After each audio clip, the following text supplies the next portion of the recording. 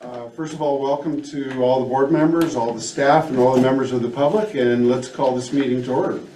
Did everyone have an opportunity to look through the minutes? Hi, Dan. Hey. Good morning. Good morning. Yes? Yes. Okay, we'd like to entertain a motion to accept the minutes from the last meeting. So moved.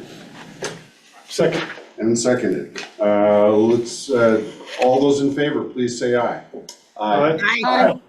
And aye as well. The motion carries. Okay, this is an opportunity for several members of the public to make any comment. Let's see. We need to adopt the agenda first, I think. Oh, adopt the agenda. Okay, great. Do we need a motion for that? Okay, but let's entertain a motion to adopt the agenda. Motion. Okay, Second. Brian, second. And all those in favor, please say aye. Aye. Aye. Aye. Aye. Aye as well, the motion carries. Agenda is adopted. Now, we have an opportunity for comment from the public. On any public matter that is not on the agenda of the meeting, it is within the jurisdiction of the Teachers Retirement Board. Does anybody from the public have any comments? Okay. Thank you.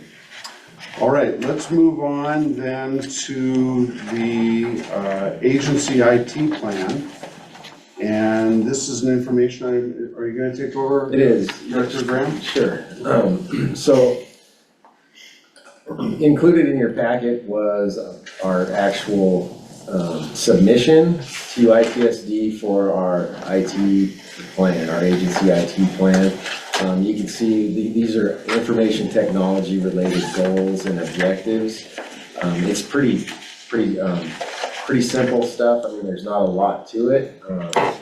And just so the board is aware, John, our IT manager, John Noble, submitted these, with my approval, and the State Information Technology Division approved them with an email, letting us know that it's in their system and they approved it.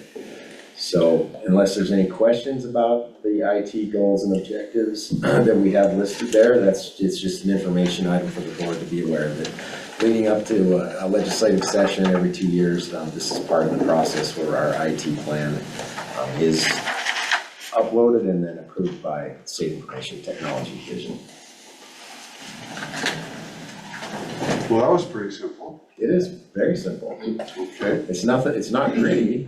This is just what it looks like in their system, but I mean, it serves the purpose. And then there's a summary of the hardware that we, currently own. The number, the estimated, replacement value, just some real high-level information. They gather this on every state agency leading in up to a legislative session. Any questions on the IT plan? No? Okay. Well, let's move on to number 4 then, responsive website demonstration.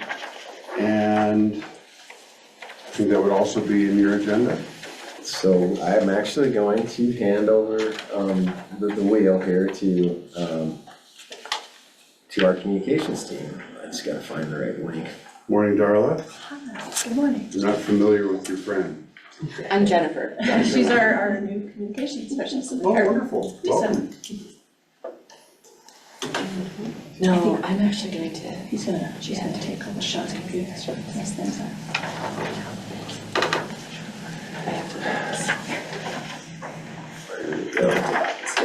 Definitely also on a big screen instead of a computer.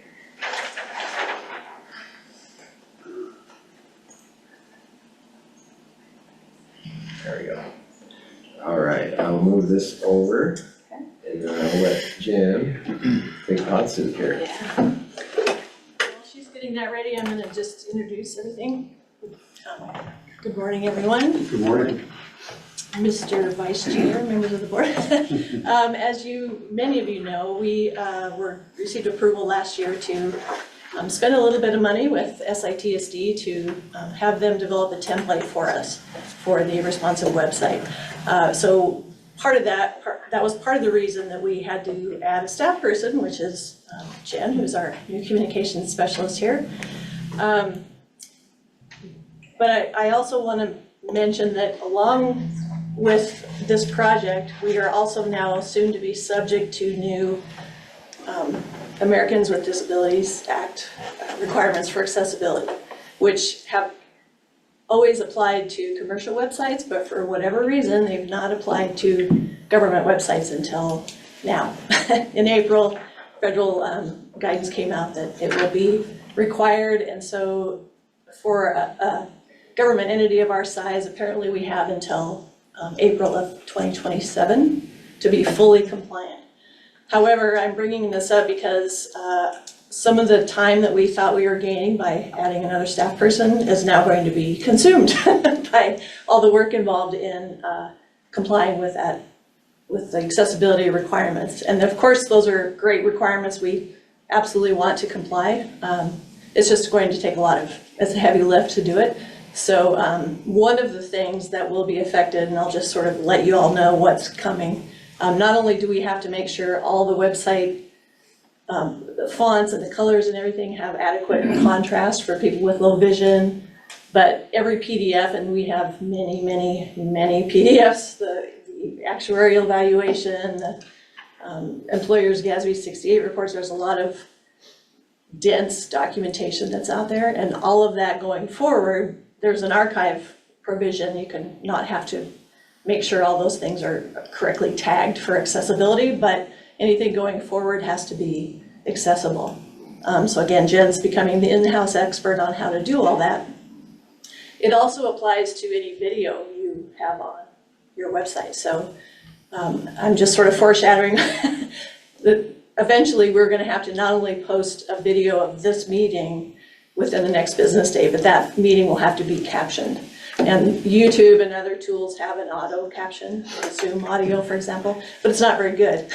We have a lot of acronyms and a lot of terminology that will just take, again, a lot of time on our part to make sure those are accessible. So, and I'll just mention that, again, we're not totally subject to this yet, but adhering to Robert's Rules of Order will become even more important so that we are not talking at the same time and there's not interruption, so that the captioning, hopefully we can use AI tools that can understand enough of that we won't spend the entire night before a video has to go live on the website captioning. So I'm just sort of foreshadowing the amount of time it is going to take our staff to make sure we're compliant, and that affects both the website itself, the PDFs, other documentation on the website, and anything we post publicly, which includes board meetings. So it's a good rule, good requirements. It's just we were not aware of how much time and effort it was going to take, and so Jen's doing a great job understanding the requirements. Those apply to school district websites as well, if anyone's unaware of that. So we just wanted to let you know that's sort of coming. The website that we're going to show you, this is of course our current website that's on the screen right now. And most of you are aware of what the problems are with that and why it's not responsive. It's about 10 years old now. It's time for a refresh anyway, but she's going to also show you the template that she has largely been working on with SITSD to design. And so it's just it's very draft at this point, and it's in a test environment. She'll show you a few pages just so you can get an idea of what it looks like. So go ahead, Jen, take over. So, yeah, I'm Jennifer Vansicle, communication specialist, hired to help with all this. And yeah, as Darla said, the load got bigger in April when requirements came down. But I think we're doing well with everything. So as you can see, this is our current website. You guys are probably familiar with it. I know Darla has mentioned in the past some of the key issues with it. If we look at it here, this is desktop view. If we shrink it down to about the size somebody with a tablet would have, it doesn't shrink. So you'd be having to move with your fingers and try and enhance it. Cell phone, same thing. You're pretty well just stuck. Not a lot of flexibility as far as, we've got two menus, both sides. So we were fortunate in that we don't have a hard deadline. This needs to be out and ready July 1st or December 31st. We're trying, but it's nice because it gave us a lot of time to think about what we wanted to do and put some thought and effort into this. And honestly, we had already been thinking about accessibility ahead of the curve. We looked at a lot of other government websites, and unfortunately, there are several that don't meet accessibility requirements. They have yellow buttons on a white background, which is really difficult to see. Font is too small, or they have black text on a dark hunter green background where it's just about virtually impossible for some people to see. And we have members that have low vision, members that have arthritis, members that, who knows, maybe they have some sort of cognitive delay. So we want to Color make sure. blindness. Yeah, anything. So we wanted to make sure that, because, you name a disability or an issue, I guarantee you one of the members has it. So let's make it for everybody right from the start, so we're not having to, leave somebody out, but then we're just ahead of the curve. So when the announcement came out in April, I think I'm one of the few people that read the entire 56-page document from the Department of Justice, and we're doing good. We got a lot of work to do though. So what we did, we laid out kind of more of a classic website design that people are familiar with. So your headers up top with your menu. This is a little bit more comfortable to people. They're used to seeing a menu along the top, especially along the right-hand side. Also, we wanted to think about who's going to visit this site the most. What are people usually coming to the site for? So employers to enter information there, and members log in. So this login button, this stays the same. It's always right up top. Easy to see, quick access. And then what else are people using? So we have these nice icons down here to help people get to where they want to go quickly. All of the colors you see meet contrast requirements for the new accessibility rules. And then we would like to have this, we will have this be navigable totally by keyboard.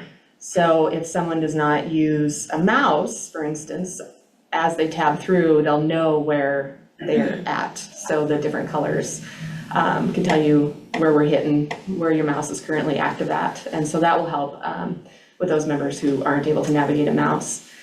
This will have current news. So we have a couple different options. We can make it carousel, it's called, where we can keep it simple, or we can add photos and make it fun. And we're able to link this into, if there's a news article about TRS out there, or a press release, or even just a new memo that comes out from us, we're able to load that up. And then down below, we have some quick links. And the nice thing is we can be flexible and we can change. We're using Google Analytics for the website once it goes live. So we'll be able to see who's going where, what is the most interest to people, what are people looking for, and we'll be able to shift these. So if one of these icons needs to get changed out, maybe somebody's not looking at the annual report every year, or videos and webinars isn't getting hit, we can pop a different icon and link in there to what we see people are going to try and just help everybody get where they want to go just a little bit faster. Could I make a comment? Sure. Up there under the banner, Montana Teachers Retirement System, even for me, it's kind of hard to see the white on the Right here, Dee? background. Maybe that Yeah. should be a banner also. Yep. And this is all fine tuning, and we definitely love the input because it's, everybody sees something a little bit differently. We also have that address is in the footer, so it's kind of redundant up there, but that's a really good point, that it's kind of hard to read. Yeah, we had received a request to have the address easily visible, and so we do put it up here for the draft, which this is still just our draft. And then we do have a standard footer with our mission down below, which has the address, contact information, and so this is constant throughout the entire website. And as well as social media links, which is, as everyone is probably familiar with, is pretty standard with a website, like you see with the heading. And so people are able to click on these and pretty much get to where they need to go. What those take them to varies depending on that topic, but all of these main drop-down menus all have we ended up putting a Montana image up top. I'll be honest, we wanted to aim for school images, but they're hard to come by, and we felt like I was starting to pull into like early elementary education, and that, we wanted to be inclusive of all. So we decided to go with Montana scenery. And as you can tell, so when we click on one of these menus, The drop down, pulling down matches a menu on that left-hand side, this bar right over here. And that's for ease of use, just because a lot of times what you're gonna look for under that heading icon, you're probably gonna want some of that same content. And so you can see it a lot easier and you're able to get to it from here. And so for instance, if we go over here to About, we have quite a bit of information. And we can click into there, we can get it, but you can still, without having to go back up, here's other information we can jump to, family law orders. If we, let's come up here, like for instance, the staff directory, we're able to put in a lot of nice links. If you're looking at this on your cell phone, you can email Sean right here, or when you click on that with your phone, it'll pull up the phone number and you can call him. So much easier. If, and then let me just show you, it is also responsive. Let's just make it a little bit bigger. This is a gift, being able to drive on the big screen. There we go. So desktop view, tablet view, which we have a lot of members that are snowbirds heading south and taking just a tablet. All the way down to cell phone view. And so, and then the menu, classic hamburger with the drop downs. And then these are also all meet contrast requirements for accessibility. You'll see the text does go away because it becomes just too tough to keep that text big. And the same items on the cell phone view. So hopefully a lot easier. We're definitely open to any ideas, and I know personally I would love, once we think we have the final product, to get it in front of, some public, some teachers, get some actual real world input on what we might have missed and what we should have. But yeah, we're getting there. So far, we've just been migrating content from the current website. As Darla mentioned, the PDFs are going to be interesting. There's an actual PDF checker out in the world, which goes beyond what you find with Adobe Acrobat. And it dives into the deep roles of those requirements, and nothing has been meeting requirements, and it takes a lot to get them up to par. So we're going to work on that as well. But we have at least 2 years for the PDFs to get accessible, so that'll give me time to get that mastered. So any questions? I have three. I thank you for your time on this. I think it's going to be actually an upgrade, a nice change. Definitely. Thank you, Dee. Glad to hear that. Yeah. We think so too. Jennifer, the first question I have is, you'd mentioned that the date for full compliance is April of 27. Yeah. Does that include the requirement to have it fully captioned within 24 hours after a board meeting? Yes. Well, that's state law, that if you have a public board meeting, thanks to Member Brown, she sponsored that bill, within the next business day, the recording Business has to day, be okay. So posted in our publicly. case, it would be Monday following our Friday meeting. Exactly. Yeah. So when there's a midweek, if we change the meeting date to a midweek, that means I work that night to get Sure. the video posted, And then which that's which posted? currently is easy to do. Right. So, but because our state law requires that to be publicly posted, the federal law then says, because it's publicly posted, it also has to be captioned. Right. So we could go with the automatic captioning. I mean, we can quote unquote comply by using YouTube's automatic captioning, but it's gonna be terrible. So there's just a lot of acronyms, a lot of terminology that Right. it's not gonna interpret right. Right. So we just wanted to let you all know that that is a new requirement that we were not aware of until recently. I mean, there's always been a concern for accessibility. It's not that we're oblivious to it, but it's not been something that we could actually see, legal challenge to as a government. And then that's posted on the state website, The what's the captioned version. Well, it's on our website. Okay. Yeah. All right, I- the next question, hang on one second, Dee, let me finish my questions and I'll turn it Okay. over to you. Okay, so will members be able to go online and either set or change their beneficiaries? They already can. They already- Active members can. Okay. So this is our public website, and that's a good clarification. Thank you for raising that question. This is just the public facing website. We will also, after this, start working on the My TRS where you're behind the firewall, you've logged in, the secure member portal. Right. Because it has the same design as our current design, which is based on mTrust, really, a fixed width, menu-driven design. Right. So for that to become accessible and responsive to mobile devices will take additional work, but the public website is first. Okay. So that will eventually get there. One last question. Has there ever been consideration of viability of using this website for the general public? For example, allowing employers to post job openings on the site? And if not, why not? I'll let Denise answer that question.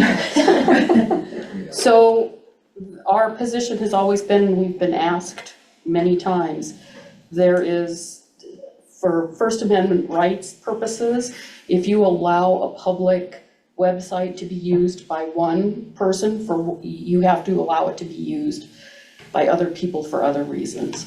We have always declined any requests to post things on our website because then the floodgates are opened and we may have limited control over what can actually be posted. We don't want to be Twitter.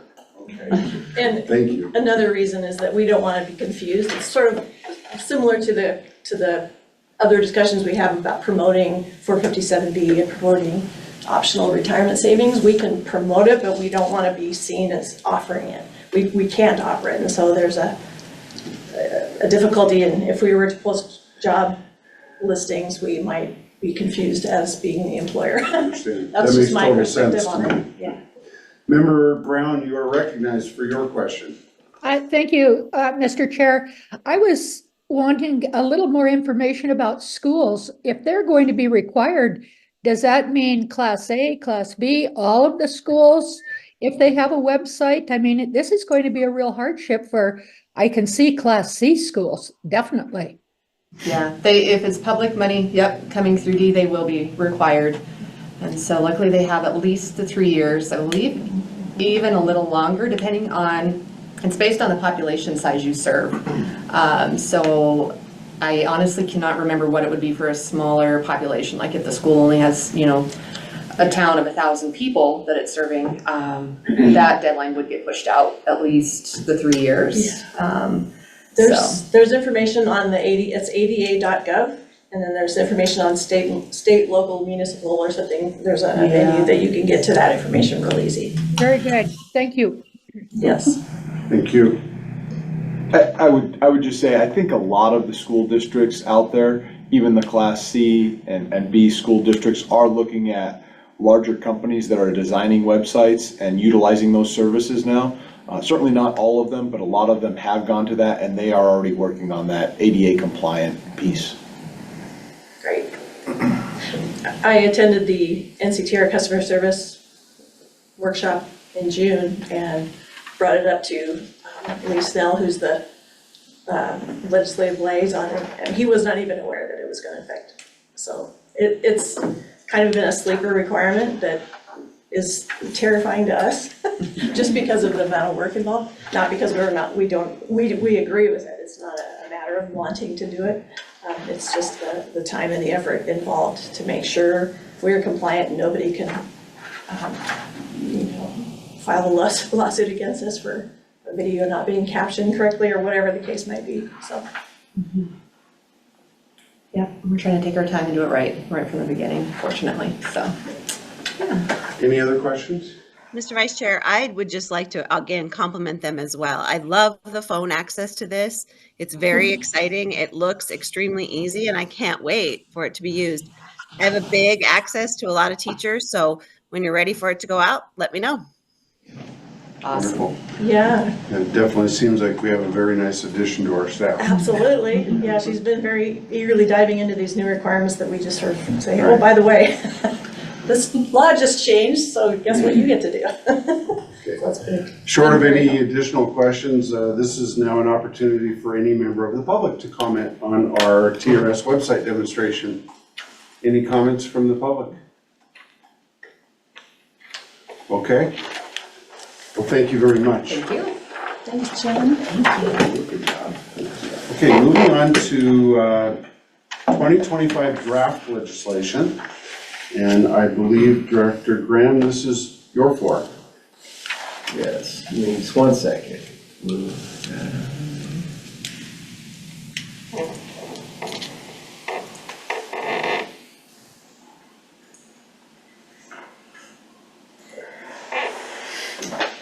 All right, Mr. Vice Chair, members of the board. I just want to verify that our members of the board that are joining remotely, can you now see the draft legislation, item number 5 there? Is that up on your screen? Yes, it is. Okay, great. All right, so it's it's getting almost time for another legislative session.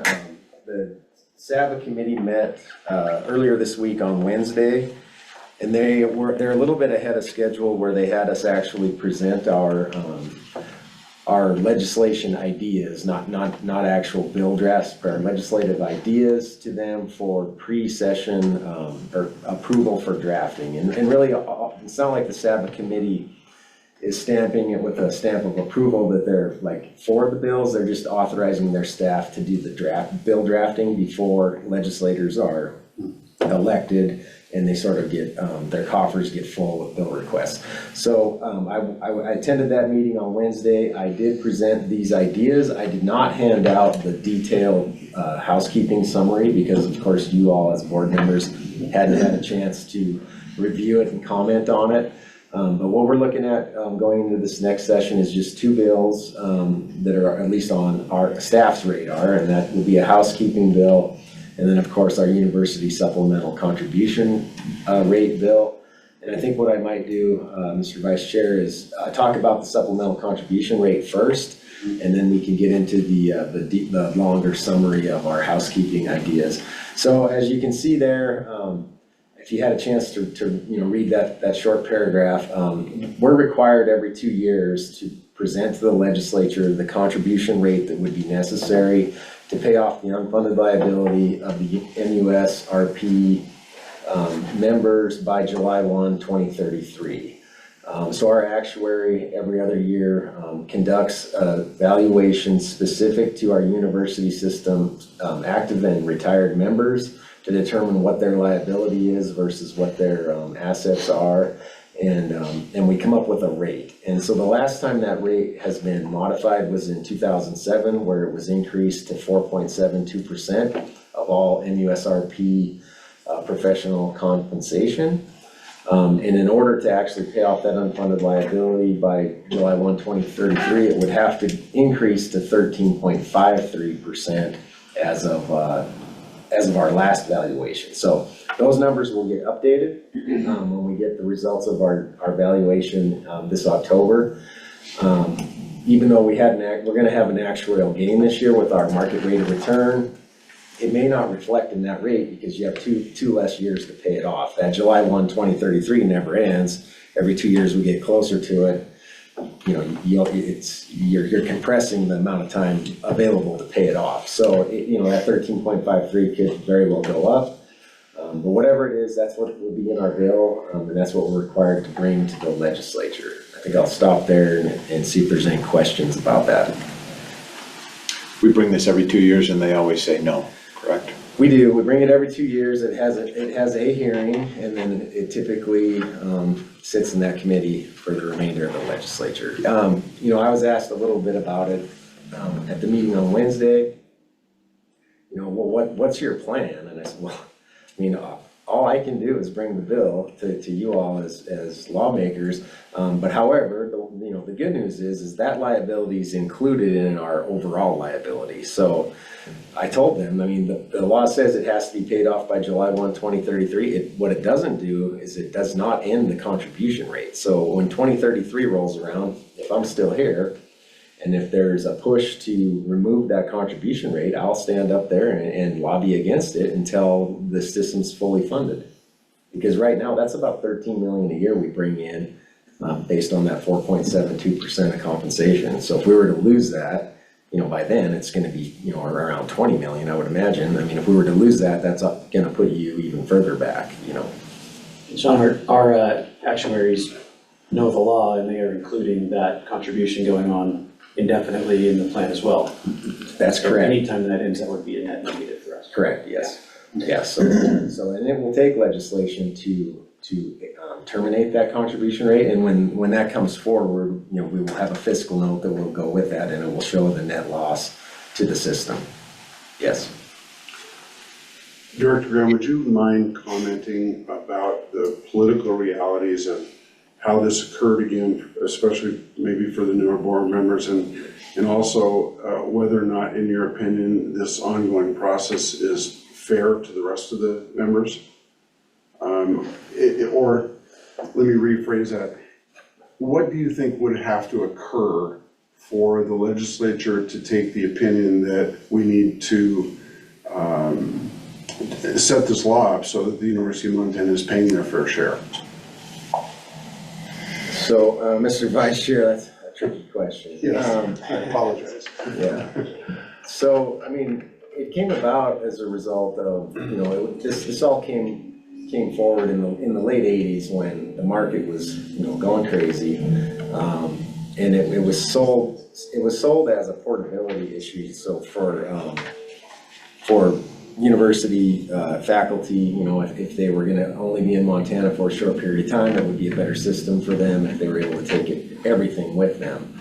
However, it was realized right from the get-go that it was going to create an unfunded liability in TRS because you were closing off membership to a whole segment of our population.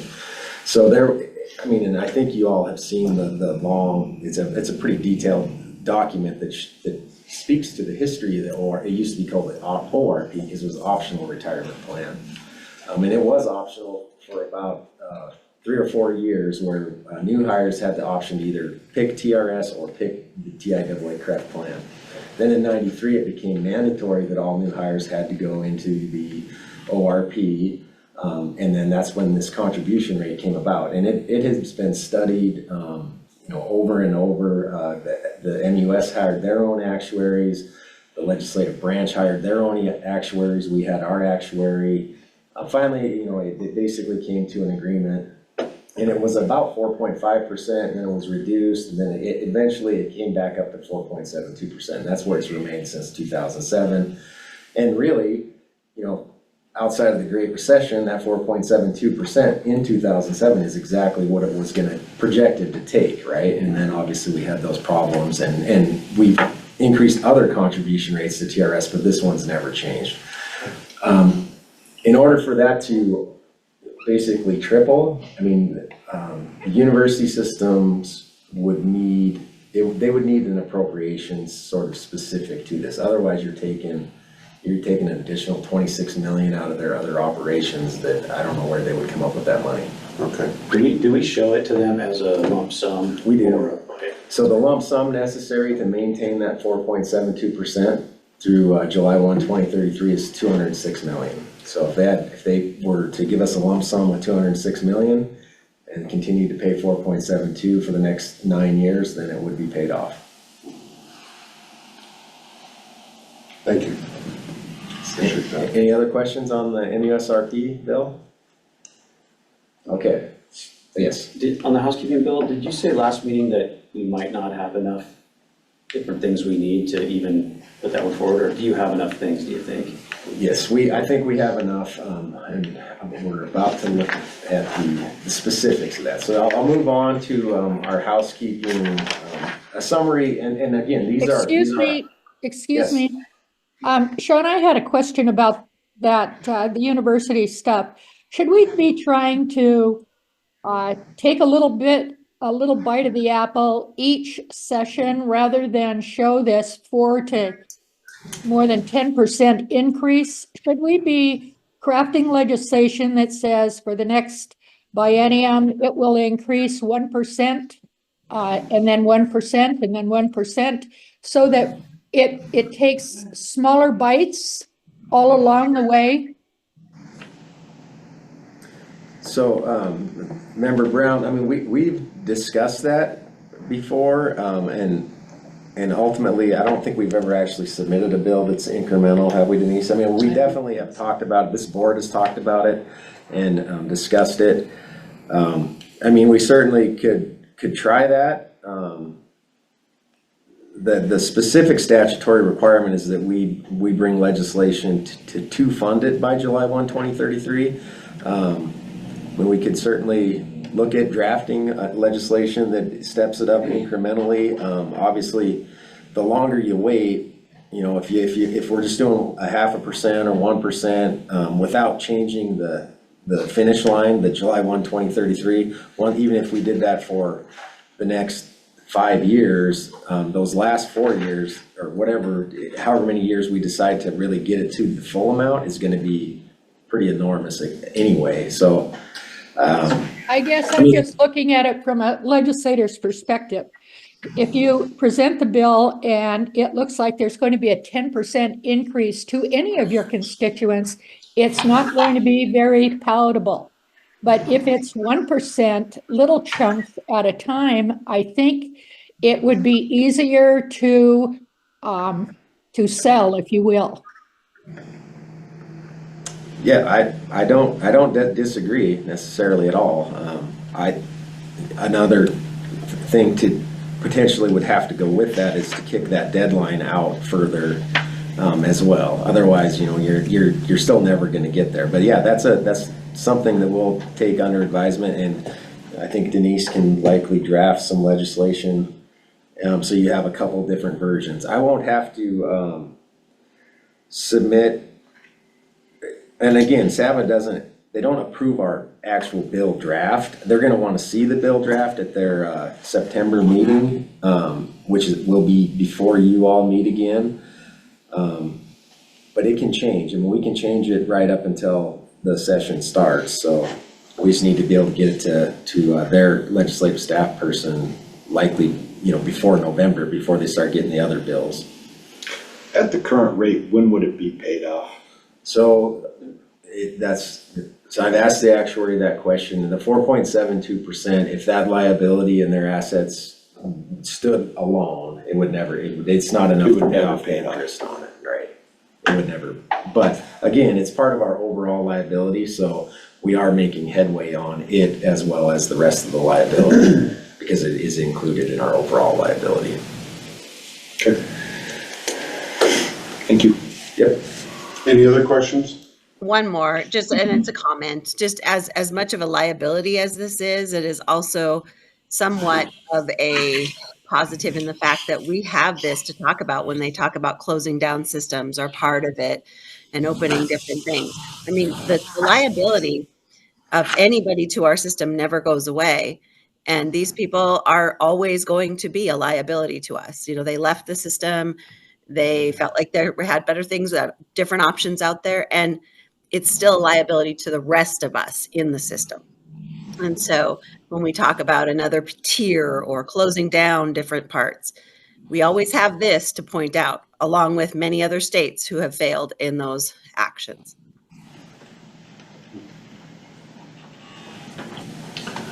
Okay, this is an opportunity. Not quite. Oh, sorry. The housekeeping. Yes, Mr. Vice Chair, I have up on the screen now, currently our housekeeping bill, and this is based on, you know, staff ideas, staff input, but what we're proposing to bring forward is a 4-part housekeeping bill, and actually there will be a 5th part Denise and I discussed yesterday related to required minimum distribution ages. We just need to update the age 73 and age 75 requirement in statute. That's 100% just an IRS compliance issue. That's not included here, but it will be included in our bill.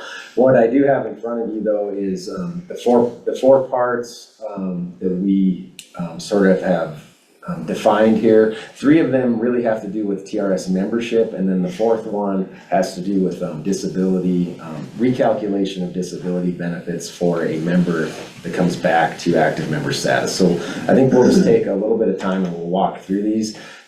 So Denise crafted the language for this summary. It is pretty detailed. and it's that way on purpose. I certainly will not hand something like this out to the legislature. It's too much detail. But really what this first part does is it's going to make it clear in law that extra duty service for what are otherwise TRS members, if that in that extra duty isn't by itself reportable to TRS, that it should be reported to TRS. And if it has to do with supervision of students in a school function that's not otherwise part of their normal curriculum or extracurricular activities. An example of this would be lunch duty. So lots of teachers, lots of contract teachers are assigned lunch duty throughout the week. And that's an hour of their day that's paid at an hourly rate. It's not part of their contract. Well, lunch duty, technically speaking, could be done by anyone, and it does. And we've never considered that to be part of educational services. And so when we're reviewing compensation paid to our members for calculation of benefit purposes, or we're doing a service audit, we come across these, and a lot of times if it's playground aid or lunch duty, things that are by themselves, they're not really educational service capacity, we have been refunding those contributions and they're not getting service credit for it. Or the school districts that understand how we've always classified that compensation, they don't report it to us, which they're not supposed to anyway, but they don't report it to us, and they're not earning enough to entitle them to membership in PRS. So this compensation is just sort of, they're getting paid, but they're not getting any retirement credit for it. So what we're aiming to do here is, under our definition of extra duty service, we're adding that underlying language which says, or service not in an educational service capacity that is regularly assigned to a school district teacher, teacher aide, paraprofessional, or administrator for purposes of student supervision in school functions that are not part of the school district's regular curricular or extracurricular programs. The part that we have to be a little bit careful about is we can't just add student supervision to our to our membership statute in 302, because that could potentially pull in bus drivers, which would be that would be a big sort of swing in the pendulum as far as who's reportable to TRS versus who's not. That would be potentially taking quite a few members of PERS out of their system, and bus drivers have never been reportable to TRS. So I think that the language Denise has crafted here does what we're trying to do, which is make that those extra stipends or hourly duties that our members are being assigned, making it to where they're all reportable to one system. They're getting full credit for it for calculation of their retirement benefits down the road. So with that, I'm sure there are maybe questions, and I'm happy to answer them before we move on to the next part. I do from a stamp. So coaches, so because you're talking about hours or stipends, so how is that all figured? Like, so I get a stipend for, let's say robotics, for example. So I have a stipend for that. So how is that figured into, or how would that be figured in? Is that gonna go backwards, or is that gonna start from here forward? So your robotics stipend's being reported to us now, but are you saying if it wasn't being reported to us? Right, previously. Is someone gonna be able to come back and say, well, I've been doing this for 30 years and you gotta go back in time? This will be effective July 1 of 2025. Okay. So we won't be subject to those sort of, that's why we're making this, by putting it in statute, you sort of, you draw a line in the sand, and everything after that point in time is gonna follow this law. Okay, so this is for people who haven't had it reported in the past, it's gonna be reported now. Correct. Okay. Yep, yes. And then, another thing, just so that you understand as well, if you're a full-time teacher, right, these extra stipends or hourly duties that you're assigned and you're getting paid for, they're not gonna increase your service credit because you're already full-time. Correct. But they are going to increase your compensation for that year. Correct. If you're a part-time teacher or teacher's aide, and then these stipends or extra duties are reported, it will actually increase your service credit as well as your compensation. Okay. Sean, to the extent that our contribution rates are accurate, is this neither a net positive nor a net negative to the amortization of the plan? Do we know? Is it so small it doesn't matter? So generally speaking, higher compensation is better for the plan. Okay. I mean, obviously, it's not necessarily that case if it's only the last 4 years of a member's career.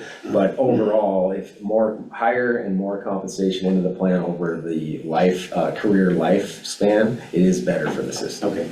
And then the second part, I guess, these folks were getting a paycheck that did not have any deductions, and they're gonna have deductions coming out now.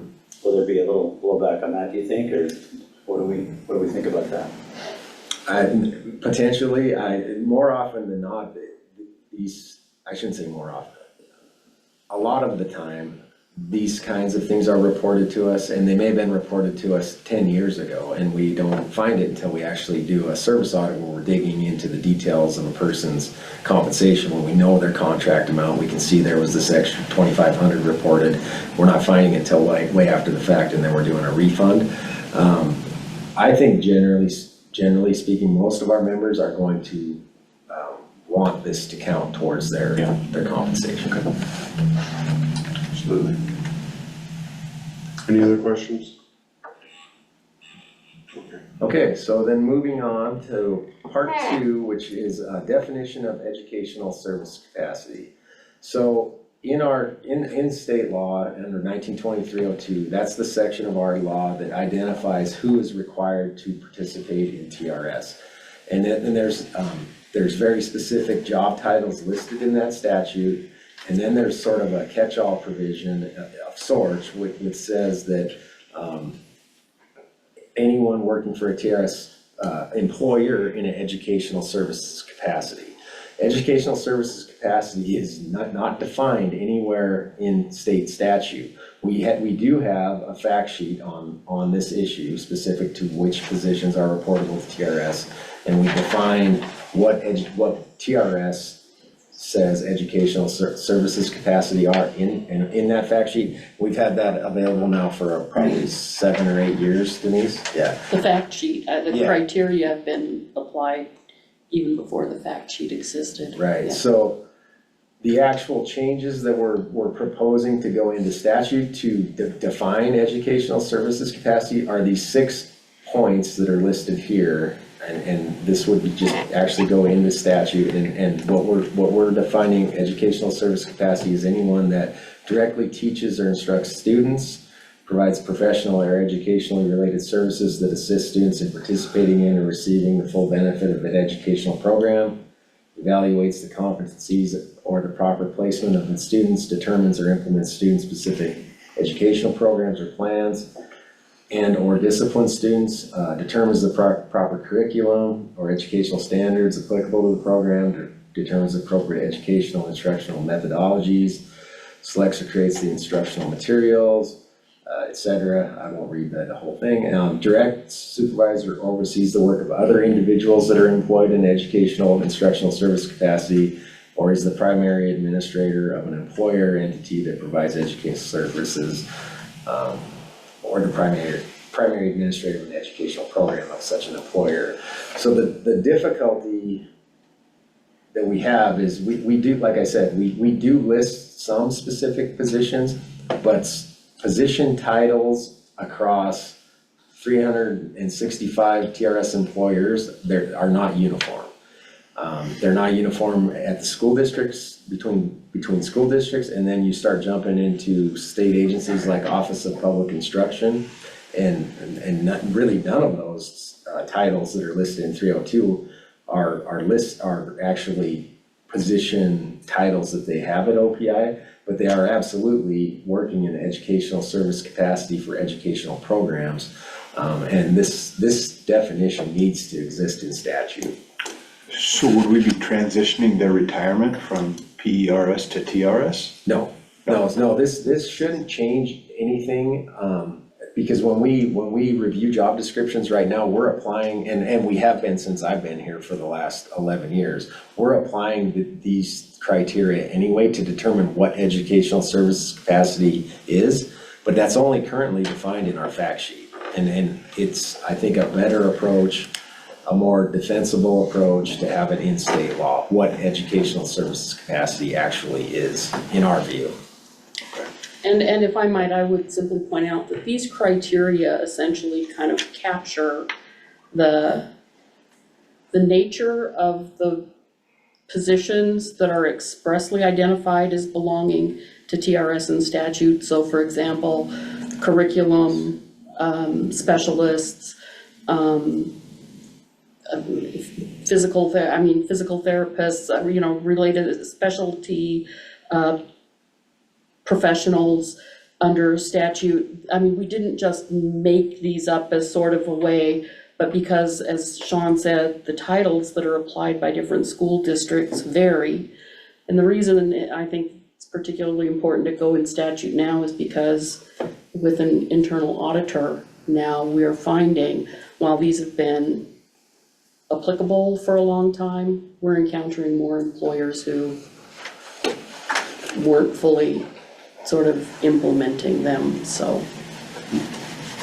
Oops, that's not what I want.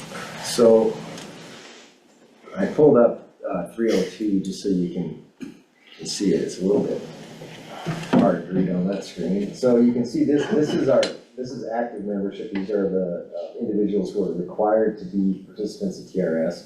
And so you can see it says a teacher, principal, district superintendent, administrative officer, member of instructional staff of the MUS, and then it names a few other like specific positions. A person employed as a speech language pathologist, school nurse, professionally qualified person as defined under 20-7901, paraprofessional, provides instructional support, dean of students or school psychologist.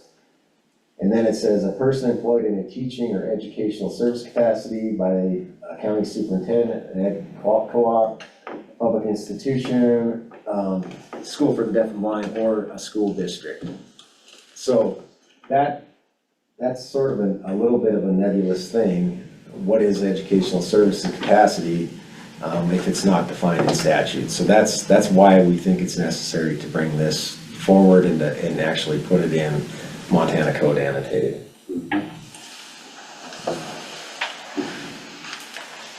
Good. Okay. Any other questions on that one before we move forward? Okay, seeing none. So part 3 of our sort of membership revisions has to do with the election that is made by substitute teachers and part-time teachers aides under current law, and we're not proposing to change this. They have the option on day 1 to join TRS immediately, or they can opt out until they've reached 210 hours in a fiscal year, at which point they're required to participate in TRS. The issue that has been sort of rearing its ugly head is in areas where you have multiple school districts, or even multiple, it could even be within the same school district, but they have multiple elementary schools or high schools, whatever it may be, is you might have an individual who opts out and they're working for 2 or more TRS employers, and none of those other TRS employers are aware that they're working. And so what inevitably happens is eventually they do become TRS members, they work for us or work in a TRS position for some period of time, we do a service audit, and we end up going back and figuring out that, well, really you exceeded your 210 hours, 3 years before you were started being reported to TRS. And so that then is determined to be service not reported to TRS because it was required to be reported once they hit the 210 hours. So the employers are billed for those contributions plus interest. Sometimes they go back a long ways, which, as you can imagine, they don't like that, and I don't blame them because they weren't aware. So what we're proposing to do, and the programming for this is already underway, because I think our current law allows us we can request any information that we deem necessary from our employers, but we're gonna put it in statute that our TRS employers going forward after July 1, 2024 5 will be required to report these non-contributing members, so they'll report their salary and their hours to us. They're not gonna remit any contributions. We'll keep track of those hours on behalf of all of them.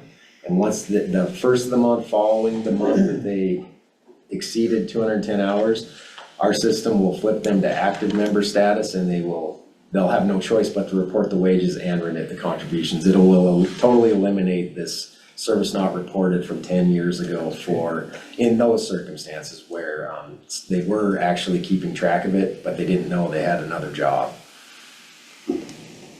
And this actually, I mean, just to clarify as well, this came to us through the MASBO meetings, the Montana Association of School Business Officer meetings that our staff attends. I think when Nolan went to those meetings, he was told by school clerks, this is totally unfair. You guys need to do something about it. So we looked at it. I mean, and it's not an inconsequential amount of work for us to change our programming to make this happen. But it is, I think, well worth it in the long run for both our members and our employers. Is this another employee for us, or is this something that we already? No, it's a modification to our monthly wage and contribution reporting. So our system will keep track of all of this. And they'll actually be able to run a report. Let's say you're Billings Public Schools and you want to see of your non-contributing members, where they sort of stand at the end of a month. They'll be able to run a report and see how many hours they have total. And like I said, automatically, once they exceed 210, their status is going to change in our system. So when they go to submit their next monthly wage and contribution report, it will have to be as an active member. Sean, is it possible that for those non-contributing members, they would be able to access through the website that information on their own, or they have to request the report? Possibly. I mean, the hard part with them is they're not yet a member, so they haven't received, once their status flips to active, then they'll receive their new member packet that every new member gets that gives them the information of, to the TRS website and the TRS login information, all of that. So I don't know. They will have a TRS ID, but they won't really have any access, I don't believe, I don't think we have any plans to do that until they become a member. Do we have any idea what percentage of all of the substitute teachers never hit that 210-hour threshold in a given year? I don't know the percentage. It is a fair amount. I mean, Nolan could probably speak anecdotally, but there are a lot of, I can tell you from our actuarial extracts, that a lot of employers, if let's say that they think they're going to have 20 substitute teachers, they'll put them on a report and as if they're active from the get-go, but maybe only 5 of them actually work. So then we end up with all these records of people that are supposed to be active members of the system, but they have 0 contributions, 0 wages, and 0 service. I can tell you there's about I would say probably 100 of them on this year's report. And we clean them up periodically, but I don't know how many, because right now they're not reported to us at all. If they opt out and they stay under, they're not reported to us. So I don't know how many. The reason I asked the question is it makes me wonder if there's, I don't like to think in nefarious terms about some of these school districts and what their motivations might be to keep costs down, but is it possible that they could utilize a strategy whereby they use many substitute teachers just to keep costs down? Potentially if they can find them. I think That's from being in a school, that doesn't happen. No, if I gotta cover 7th period twice a week, we don't have enough substitutes, they're not doing that. Yeah, no, I don't think so. Yeah, from a school standpoint, I have 50 people on my substitute list, and we're lucky to be able to get people to come in to actually fill the roles that we need to fill. I understand. I would say the majority of them are not going to meet the 210. That's what I was thinking, probably 70–80%. I'm not willing to put a percentage on it, because I don't know that. I need to go back and look, but I have 3 or 4 that are there every day. And then 47 that show up 3 times a year. So, yeah, Thank you. I don't think we're, there's no intentional trying to skirt the system and Right. in And so, that way that I you know. can imagine. and we're not changing any of the requirements for participation. All this is going to do is make it clear to our employers that they are gonna be required to just report these folks that have opted out, so that we can keep track of it. And really, it's on their behalf, it's for them. Yeah, this is a good idea. I don't wanna have to back pay 10 years worth of TRS contributions that I didn't know I was going to have to Plus pay. interest. That's a budgetary nightmare Yes. for a school district. All right, any other questions on that provision before we move forward? Okay, so part 4, this one gets a little more complicated. And I say that we're not changing anything at all with how this is implemented. We're just trying to clarify how we're supposed to do it. So in statute, we already have a provision for disabled retirees who are able to come back to active member status. So they've went out on retirement on a disability, and maybe there's been some medical breakthrough or their condition changes such that they're able to come back and work full-time and go back as an active member. What this provision is intended to do is to clarify upon their subsequent retirement, how does TRS calculate their benefit once they re-retire? And so if you were to read what's in current statute and you could tell me what that means, I would be very grateful. Even our proposed change is I know what it means, and it is definitely gonna be clear what it means, but it is kind of complicated. So what we're proposing to do, and this is what current law, this is how we would implement current law anyway, but we're gonna clarify that the calculation of a subsequent benefit will be made as a do-over provision. And part of the issue right now is what's in current law, it basically, it means this, but we don't have the old do-over, the total recalculation of benefits in law anymore, because when we went to truly a second benefit calculation for our regular retirees, the total recalc statute was eliminated. It was what do you call it when they're repealed? Repealed. Yeah, it was repealed, and we went to the second benefit because it's more fair to the system, and it prevents sort of the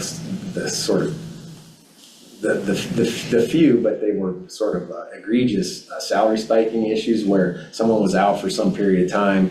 They were paid very much lower salary during most of their career, and then they come back at a much higher rate for a few years after a subsequent retirement, and they're under a total recalc, they were getting salary credit for that higher, or their average final compensation would be calculated on that higher rate for their entire career instead of just the years they came back. So we already closed that loophole long ago, but our disability recalculation still was referring to that total recalculation statute that no longer exists. So we would be in a little bit of a pickle if we had to actually do this right now, because that's not in statute anywhere.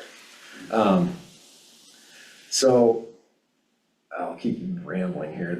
So what we're saying is it will be a total recalculation, but it will be as if they remained active during whatever period of time they were disabled. So let's say they were on disability for 5 years. In order to determine what the amount is, right? We're going to calculate what would their benefit have been if they remained active versus what would their benefit have been under our second benefit rule, and what they're going to end up getting paid is going to be the lesser of those two. So it's almost always going to be the second benefit rule. Am I explaining this correctly? No, you haven't. So we're going to calculate their benefit as a do-over. Right, but it's gonna be Based on the limited. creditable service that they actually accrued. So if they got the bump up to the 15 years of creditable service for their disability retirement benefit, they know they don't get that on the recalculation. It's just the creditable service they actually accrued and the compensation they actually had credited for active service in TRS. And then, but our statute currently has 2 provisions in it that say the benefit you calculate on the do-over can't exceed either one of these two things. So we will also do the calculation based on a second benefit and do a calculation based on, which would still give them the credit for the 15-year bump if they got that. And remember that these two calculations are just to determine whether the benefit actually calculated needs to be cut back. It won't be enhanced because of either of these two calculations. The statute merely says it can't exceed either of these two things.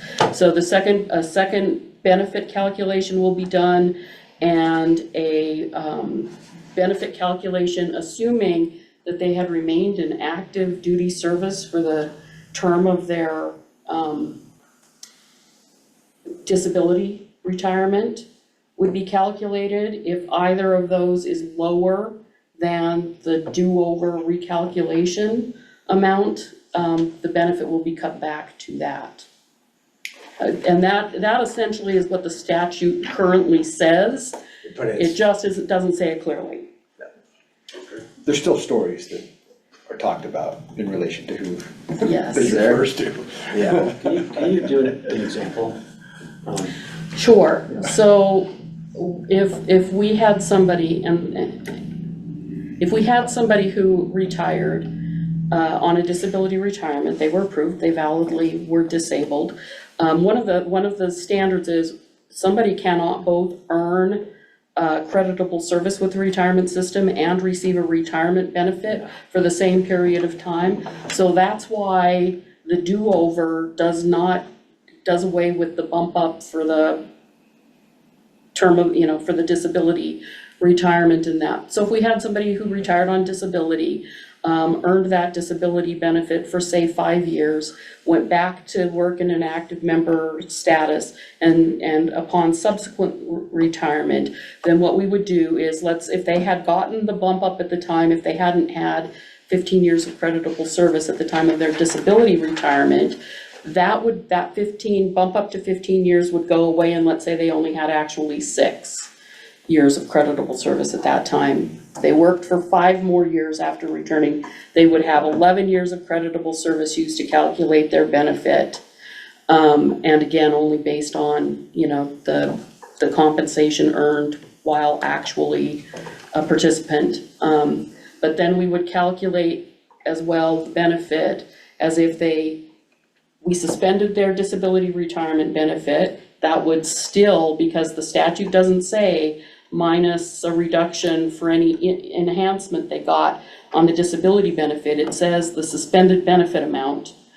And then we would calculate a second benefit. We would, pretty much like we do with current TRS of regular retirees, we would add those two benefit amounts together, and if it was more than or less than the do-over amount, they would get their subsequent retirement benefit amount reduced. Would that only be if their first 6 years in your example were at a really low pay and then they came back and had a much higher paying job? Or how would that ever happen in reality?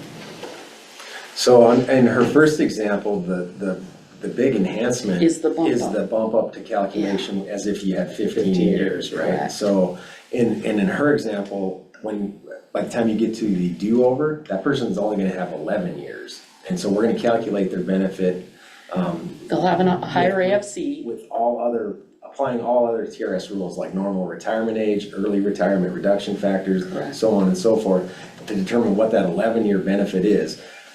It very well may end up being, it could be more or less than these other two calculations. If it's more, the whole purpose of this is to protect the system somewhat, so that we're gonna cut it back to whichever is the lesser of those two cutback calculations.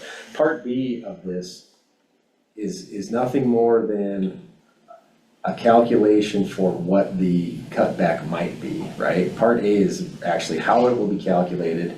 Part B is the protection to the system as far as, we may reduce it based on one of these two factors. And you're gonna explain this to the legislature? I'm gonna practice, I'm gonna practice a lot more than I did for this meeting. I explained it very briefly at the highest possible level on Wednesday. But I mean, The hard part about this is what our statute currently does. But it's even more, I mean, at least this, if you like actually read it line for line, you can tell what we're gonna do. In statute right now, it is not very clear how we would do this. And luckily, up to this point, I don't believe we've ever had to implement this. Not that I'm aware of. Yeah. And generally speaking, I would assume that you're not expecting any major legislative pushback on any of these. I don't believe so. I see Dr. Watson's here. Hopefully, we're not getting pushed back today, but we'll find out. I think all three of the membership provisions, I think are reasonable. I think our employers will understand why we want these in place. And this disability provision, I mean, we have to clarify it somehow, because we're administering the system, and this is what we would do. This is how we would do it. But we may or may not win if we were taken to task on it. I don't know. Right, we actually have a disability retiree who recently returned to active member status, and the reason this came up was because she asked us how her benefit would be calculated when she retired again. And so we had to figure it out, so we could describe to somebody specifically what the language said, so. Okay. Thank you very much. Any other questions? Okay, this is an opportunity for any comment from the public.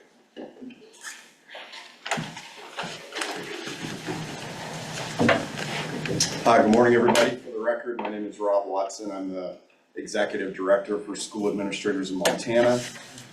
Also a retired member of the TRS system, so appreciate the work that this board has done. I appreciate the work that Director Graham and his staff have done over the years to make sure that this is a viable option for our retirees and our teachers and all the school faculty. So I just appreciate all your work and time.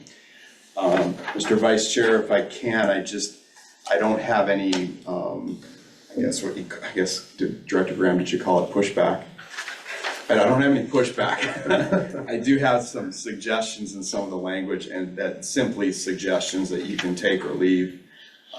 But appreciate the work that has gone into the draft legislation. So I'll just start with the first one, the Part 1 extra duty service by teacher. Again, my comments only are going to refer to Part 1 and Part 2.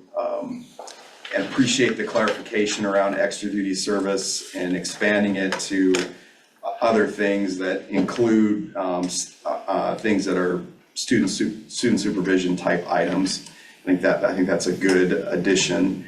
One of the things that I guess I would have a question on as it alludes to extra duty service, because it implies in the current paragraph that it's part of a regular operation of a school district's curricular or extracurricular program. And I know that these folks are already accounted for, but I wanted just to mention it. We have a lot of teachers in our state that work for the Montana Digital Academy. Those teachers are actually employed, but they have to be employed by a school district. But many times they're teaching kids from all over the state. So it's not necessarily part of their school district's program because they're teaching kids from all over the state. But I'm assuming that those stipends, as they have to flow through a school district, are probably counted towards their retirement. But I just wanted to throw that out in case there was an oversight around digital academy teachers.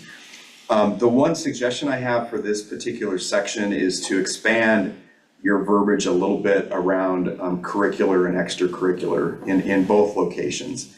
I say this because there is a third option that does get confusing, and that's a co-curricular program.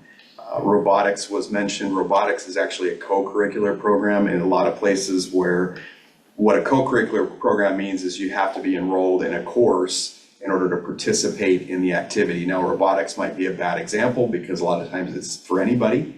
DECA or Business Professionals of America, that's an example where usually you have to be enrolled in a business course in order to participate in that program. So by just adding curricular and co-curricular and extracurricular, I think you'd capture all the programs that might be possible in a particular school.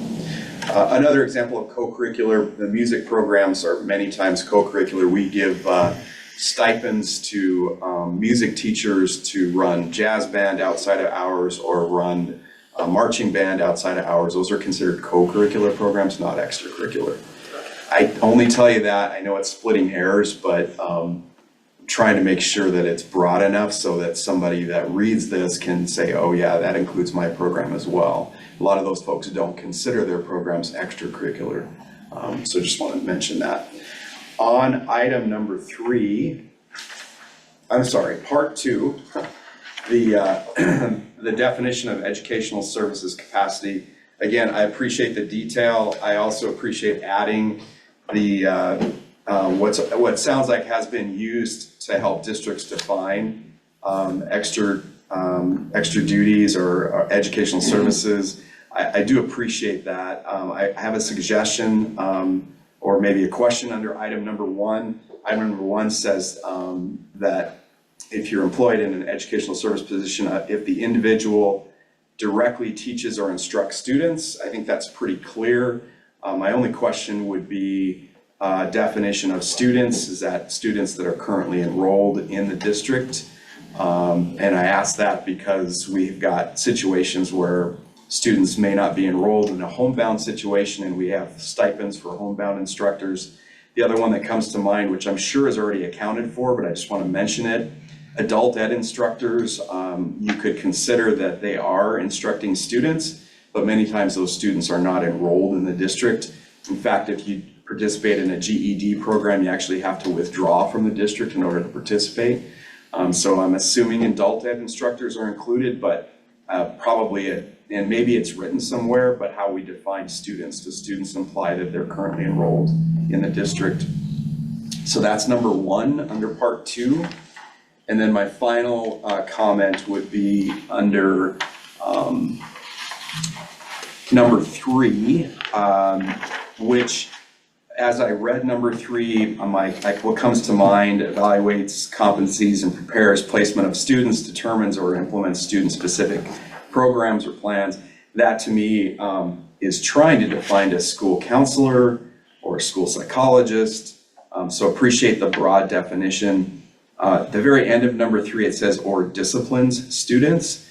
I would recommend changing that to say provides direct or indirect support for academic or behavior intervention. I think that better captures a variety of different positions that currently exist in schools. Academic interventionists or dean of students, which I know was mentioned. All of those things are much broader than just disciplining students. That's my only recommendation there. Sorry that I did not get these recommendations to Director Graham before this meeting. I'm happy to work with him after the meeting if he has any questions or comments about my comments. Thank you. Thank you, Dr. Watson, for the suggestions. Ms. Pizzini, would you like? I'm sorry, would you mind sending me your change on number 3? Yep, I sure will. Thank you. Thank you.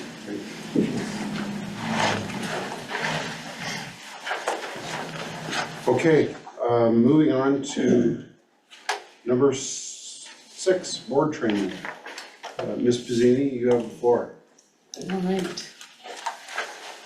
Vice Chair Chamberlain, members of the board, we review the funding and benefits policy each year preceding a legislative session. And of course, the legislative session is coming up, our funding and benefits policy.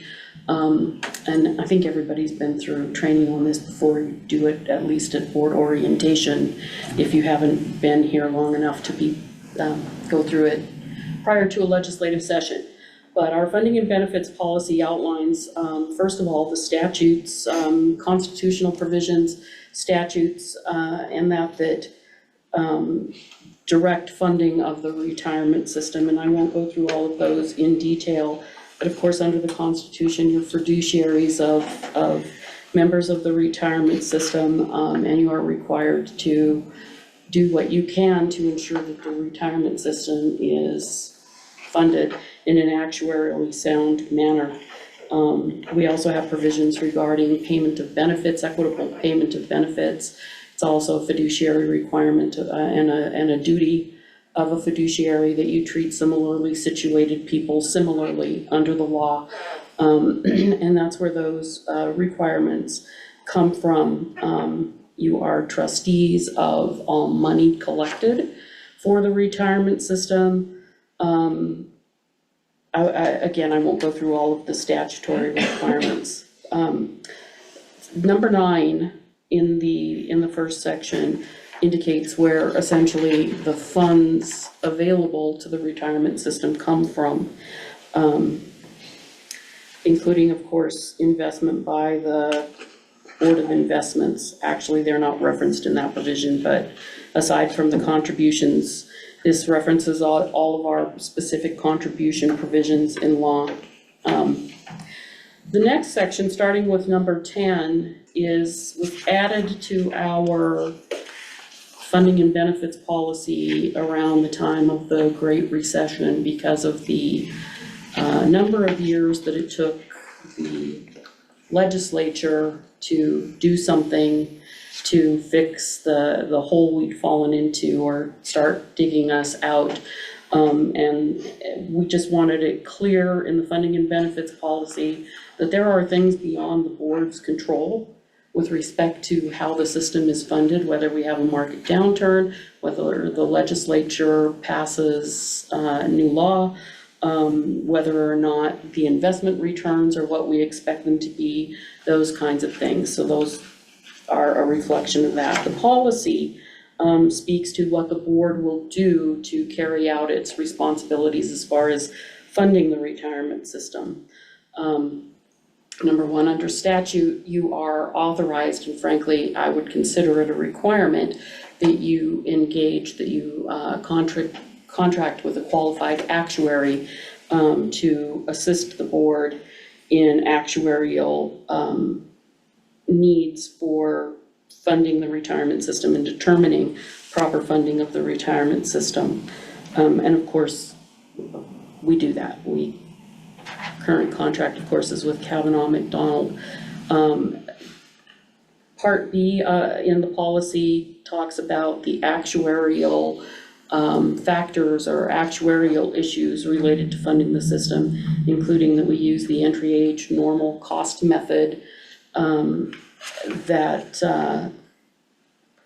we use 4-year smoothing for increases or decreases in investment returns, and that it's the desire of the board to fully fund the retirement system and then to have a 10% cushion against future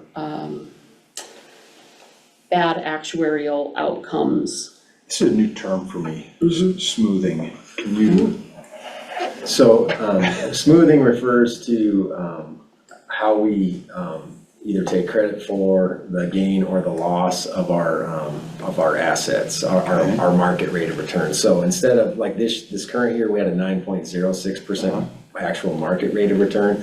When we get our valuation in October, you're going to get the actuarial rate of return, which is smoothed over a 4-year period. So your peaks and valleys are a little bit, it's a little bit less of a, we won't get full credit for the 9.06, we'll get partial credit for it. So we'll get it smoothed over a 4-year period. Averaging might be a little less Yeah. mafioso. Yeah, got it. Understood. Thank you. So that's okay. I'm quite certain that between now and the time I retire, we won't be fully funded with a 10% cushion. Maybe not in anybody here's tenure will we be fully funded with a 10% cushion. In the interim, we use a closed amortization period of 30 years with contributions calculated as a level percentage of pay. The board directs its contracted actuary to produce an actuarial valuation every year. In even number years, the actuary also reviews employer contribution rates, and recommends adjustments as needed pertaining to the university system plan. So that's where the numbers for the MUS funding bill come from.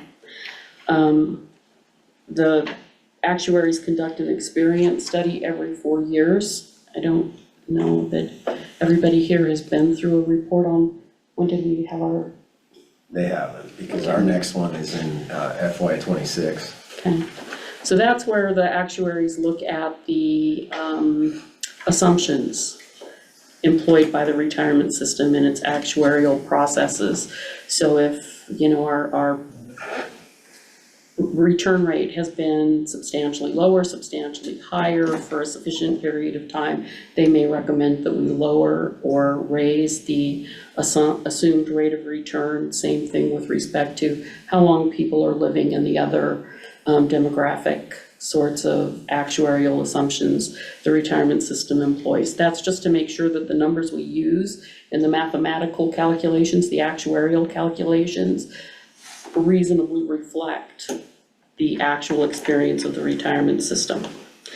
Can I just add a little bit to that? So, it's called experience study because what they do is they look at, every 4 years, they do a study and they look specifically at the previous 5 years. So you're looking at what actually happened with your economic and demographic assumptions during that 5-year period, as well as looking at projecting forward, what are the, capital market, what are the indicators looking at? And then they'll make recommendations, as Denise said. But the experience part of it is they actually look at the previous 5 years of what really happened, what were our retirement rates, what they thought they were going to be, what our withdrawal rates, what they thought they were going to be, what's our longevity rates, what they thought, so on and so forth. And so the next time that you'll have those results will be, I want to say in May of 2026, you'll get the actual results of the next experience study. And then the board is the one that actually adopts the assumptions. Constitutionally, the TRS board sets our assumed rate, all of our assumptions that the actuary uses. And the board sets the 20-year and the 30-year amortization periods as well. There's nothing in statute on those. There actually is in statute for TRS now the requirement for use of a 30-year period. But that's not necessarily, and I'm sorry, I'm trying to remember where. In the Constitution, it's to be funded on an actuarially sound basis. Right. Which industry standard has always been 30 years. But it doesn't less. specifically say 30 years. Ours has 30 years, ours does Or doesn't. not. There is a provision that refers to the 30-year, but I'll find it and I'll tell you what it is. I can't, it is not that we have to use the 30-year amortization period as the set in stone. It says that that's a reasonable amortization period. So the board also engages another qualified actuary, consulting actuary, to conduct a peer review audit of our actuarial services. And I believe, if I'm recalling correctly, you approved the contract for those services at the last board meeting. There will be a peer review audit done following receipt of this year's actuarial valuation. Yes, you'll get the results of our actuarial audit at our May meeting.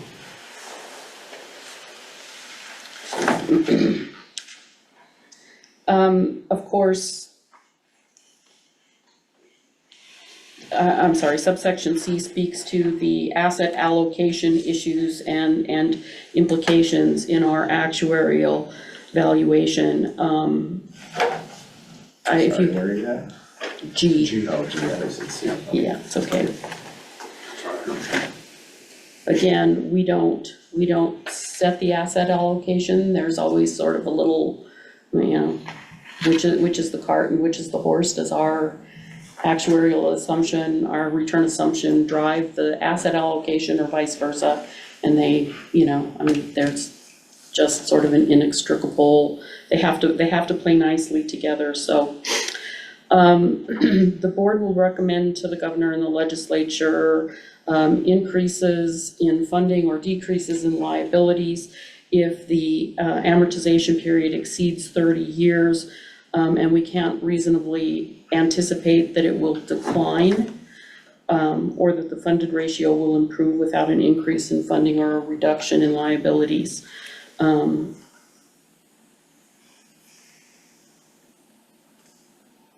I'm sorry, or if it is less than 30 years but has increased over prior valuations and is projected to continue to grow.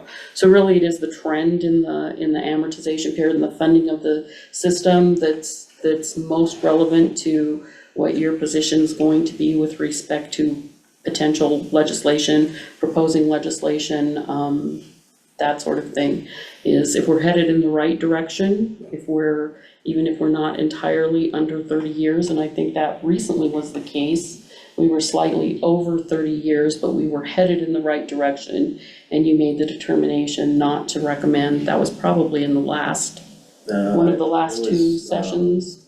19, I think, we were at 31 years, but we were projected to decrease the following year, so we did not bring legislation forward.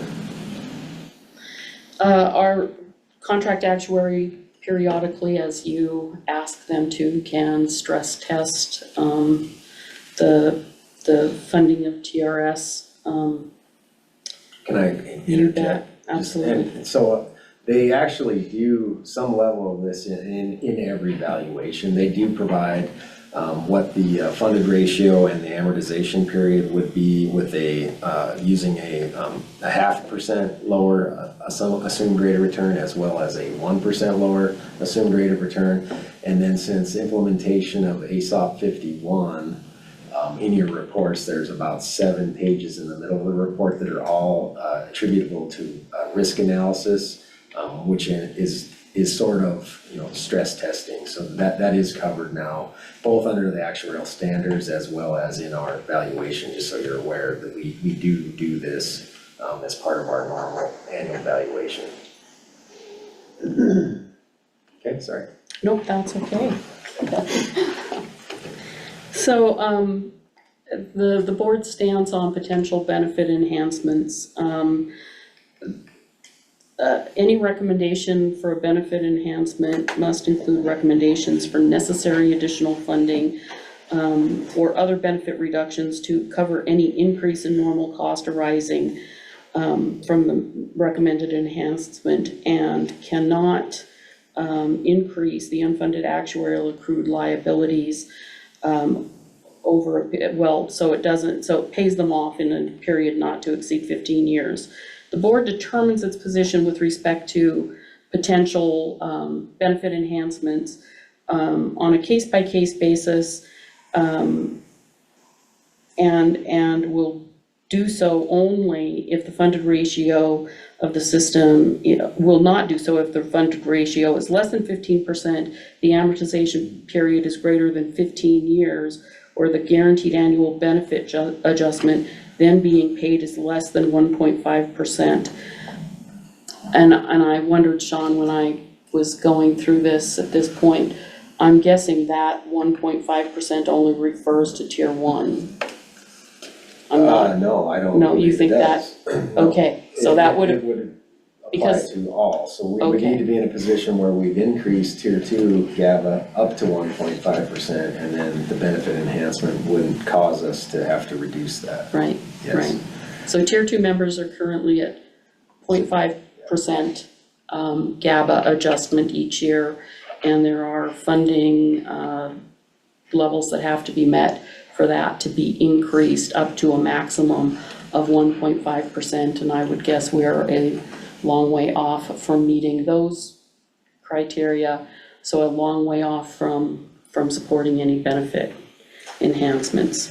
Yeah, can I interject just briefly? So, one of the reasons we do this specific training, leading up to a legislative session is the whole board doesn't always have the opportunity to weigh in on pending legislation that's proposed by others. So as we get into the middle of session, those bills are dropped. We may not even have any indication, no idea they're coming.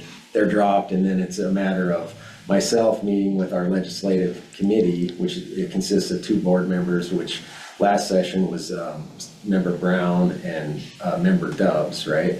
Last session, and then this session, I think, Dan, so this session it will be Member Trost and Member Brown. And the 3 of us, have to relatively quickly determine the board's position on various legislation, and then I go up and lobby as appropriate. But it's important for the whole board to recognize and understand that even though it may sound like a great idea, to provide some, even if it's a nominal benefit enhancement, our policy dictates to us, and it makes our job on that legislative committee a lot easier, that we can't support it until we meet these thresholds, and we're not 90% funded. We don't amortize in less than 15 years, so it makes it pretty simple right now, but this whole funding policy guides our decision-making, when we don't really have sometimes we don't have a lot of time to get our initial testimony together as far as, what are we in support of something, or are we opposed to it, or are we neutral? This whole funding policy helps us with that. Is that 90% threshold also when tier 2 would move up in their GABA, or is that another? I think that's Yeah, correct. I think, yes, so the GABA would have to be 1.5 for tier 2, and we still would need to be 90% funded. Even after the new enhancement, whatever that might be. And then, remember as well, we also have triggers on the contribution side. Once we get to a certain funded level, those supplemental contributions can be reduced as well. And of course, my view on that is we wouldn't lower those and automatically cause tier 2 to receive a lower GABA. You wouldn't lower them until you could do so without impacting the GABA for tier 2. Yep. Mr. Chair? Yes. I know that the board already knows this, but we are lucky to have Sean being the purveyor of information when he goes over there to discuss our policies and the things that we need to be successful. So keep up the good work, Sean, and we'll hope for a good session. Fingers crossed. Thank you for your comment, Member Brown, or Board Brown. Board Brown. Okay. And that's the end of the policy, so. Thank you. Any questions? Okay. It's an opportunity for the public to make comment. Is there any public comment? No. Okay, seeing none, it's time for a break. We are running slightly behind schedule. Can we come back in 10 minutes? Please. Thank you. I think, so if we go to 10:25, Okay. I think we'll be fine. The strategic planning, I have a little extra cushion in there. I think if you want to give it, it'd be 13 minutes at this point. Oh, sure, perfect. We used to have a gavel. All right, we're going to number 7, which is strategic planning. And Director Graham, the floor is yours. All right, Mr. Vice Chair, let me get the screen share back the way it needs to be.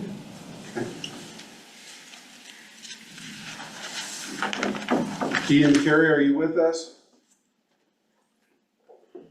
Yep, we're here. I'm here anyway. Okay. Okay, so we're gonna go to item number 5, strategic planning. So I included in your packet, 7. I'm sorry, agenda item 7. I included in your packet, the entire strategic planning summary that we worked on and completed last summer, mostly for the benefit of Member Youngren and Member Elliott here, so that they could see sort of what all we stepped through. And if you have time and you want to read it all, I mean, I would advise, you to do that, because it does kind of lay out, where we've been, where we're hoping to go. It kind of outlines, who some of our partners are, so on and so forth. But as a sort of refresher to the board, every other year, we sort of do full-on strategic planning with the assistance of Jim Cairns from CMS. He facilitates the work we do. Well, we did that last summer. In the odd number year, which this would be the odd number for us, we don't do a full-on redo of our strategic plan. We review it, and then we look at our strategic planning commitment worksheet and we potentially update that as needed. If things have developed since last summer that we want to include on that strategic plan, this is the time to do that. Or if things have changed such that we now think they need to come off the strategic plan, now's the time that we would have those discussions and do that. So I'll just kind of quickly step through what the material that's in your packet until we get to a little bit further into this, and then I'll stop, and I think there's some things we'll discuss once we get through the summary. So this is just kind of, what is effective strategic planning? I'm not gonna read this to you, it's in your packet. And then it talks about our commitment worksheet, which is really how we sort of measure and keep track of our progress towards our strategic plan. And we do that at each of our board meetings. The strategic planning summary itself starts here. It gives it gives the background. It talks about our mission and vision. It talks about our operational and environmental assessments. And if those of you that were on the board at the time, if you remember, we actually conducted surveys of both staff, the board, and our stakeholder organizations such as NFPD or School Boards Association or the superintendents of Montana. All of that went into our strategic planning efforts last summer. So I'll just kind of scroll through this. Unless the board wants to spend time on the summary, I think we'll jump to our goals and objectives, which are on page 49 here. At least of the print document. Let me scroll down. So they're also included in the summary itself, but let me get down here.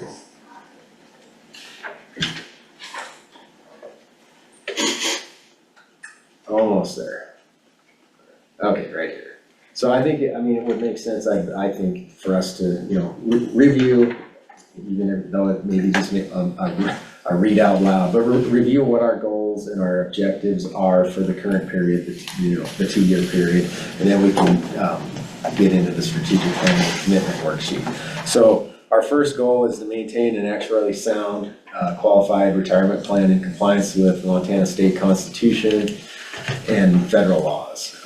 And so some of the ways that we're gonna do that is conduct periodic tax qualification reviews and maintain our tax qualified status by ensuring that we comply with all the federal Internal Revenue Code, state and federal law, and Montana State Constitution. We're gonna proactively address legislative initiatives through risk analysis, active participation in legislative studies, and dissemination of accurate system information. We're going to work to eliminate the unfunded actuarial accrued liability and establish a stabilization reserve, and provide a comprehensive annual financial report prepared in accordance with GAAP and then applicable GASB standards. And then conduct an experience study for the 5-year period ending July 1, 2026. So those are the things that we identified last summer that keep us on track to maintain an actuarially sound and tax qualified retirement plan. Does the board have any questions or want to discuss any of those objectives towards that goal? Okay, seeing none. Goal number 2 from our strategic planning work last summer was sustain a high-performance work culture and service excellence through staff and board development, innovative leadership and management strategies, and expansion of organizational capacity. And some of the things we identified was to promote a work environment in which staff adheres to TRS principles of high ethical standards, honesty, integrity, impartiality, dignity, respect, and mutual support. Continue to develop and expand board and staff training and education to maintain knowledgeable and proactive leadership and expertise and identify ideas and opportunities to improve the system. Identify, catalog, and prioritize potential information technology enhancements, including a responsive web design. Continue business process and workflow improvements and develop procedural documentation for each team. Maintain formal strategic planning efforts to identify, prioritize, and achieve goals and objectives that are in the best interest of the system. Maintain best practices in system security. Implement succession planning to include internal development and experiential learning opportunities for staff. Maintain TRS's market and competency performance-based pay systems to help attract, retain, and motivate competent employees who support the organization's principles. Meet or exceed industry best practice standards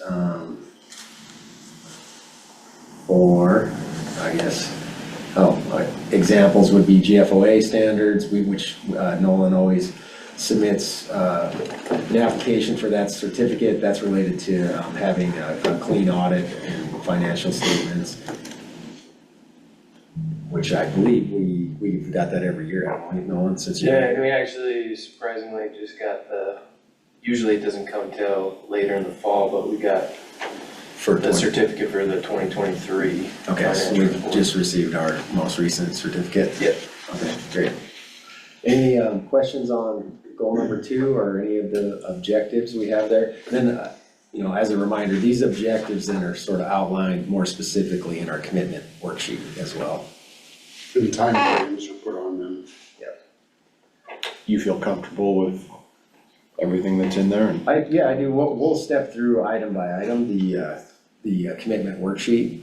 But this is sort of the higher level, maybe a little bit broader category, and then the sort of specific things are listed in that commitment worksheet. Okay. Number 3 was continue and expand communication and outreach efforts to increase member and employer knowledge of and involvement with the system, to educate and inform other stakeholders about the system, and to foster support for the system. And so some of those objectives include facilitate executive director and board member attendance at school superintendent meetings and staff attendance at conferences and outreach opportunities. As you all know, I attended those, all but one of the regional superintendent meetings. The final one I'll do this fall.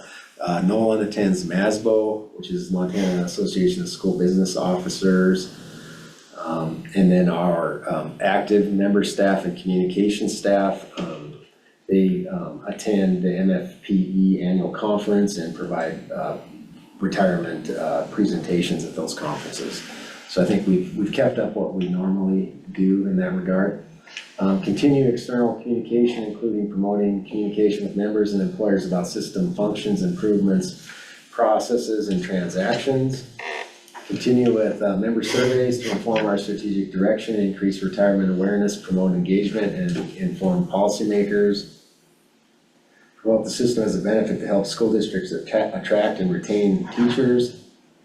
Hire additional staff, 1 FTE, and contractors to support communication initiatives, including outreach and procedural documentation. Research available options for TRS to support and promote a deferred comp system for teachers. Provide membership with retirement seminars, utilize technology to enhance communication with members and other constituents, maintain communication with national organizations to stay abreast of recent ongoing pension-related issues, and disseminate this information to policymakers and stakeholders. Research retirement options and be prepared to inform policymakers on how options will impact the system and members. So there's a lot in that. Number 3, and it's, I think, broken out even further when we get to the commitment worksheet. So if there are no questions there, I'll just jump. Sean, Yes. I just had one question there. We're on the 5th bullet point down, the hire of 1 additional staff. I thought we got rid of that one. But is that because we just hired her this year? It is. So we would have put that on there last August, and we hired her after Okay, that. all right. Yep. I guess that's what we talked about when we were with Jim. So, okay, thanks. You bet. Okay. All right, so So again, this is, you've seen this at every one of the meetings you've been to so far. This is our strategic plan and commitment worksheet where we break down those sort of larger objectives into things that we feel like we can call out specifically, and we try to put what the outcome or measure would be, as well as what our priority and timeline for completion is, as well as who's responsible for seeing it through, and then the resources that we feel are required to do so. So on the first one, the conduct periodic tax qualification every 5 years to support our qualified plan status. We last did that in fiscal year 2021. We contracted with Ice Miller to do so. And we will plan to and we will see through doing that again in fiscal year 2026. So not this current fiscal year that just started, but next year. The second one, maintain an actuarially sound, actively participate in the interim study, SJ4, be responsive to pension study requests. So this is ongoing. I did just attend, SJ4 was the beginning of the SAVA meeting on this last Wednesday, where they met to discuss some of their proposed legislation and their work study plan, or their work plan. They have that SJ4 meeting along with the SAVA meeting, because all of the SAVA members are members of the SJ4 study, plus 4 members of the Legislative Finance Committee. So I have participated in each of those meetings this interim. It's looking like, not necessarily from SJ4, but SJ4's work is driving the SAVA committee's proposed legislation. And they have, I think, 4 bills that they're looking to bring forward. None of them directly impact TRS.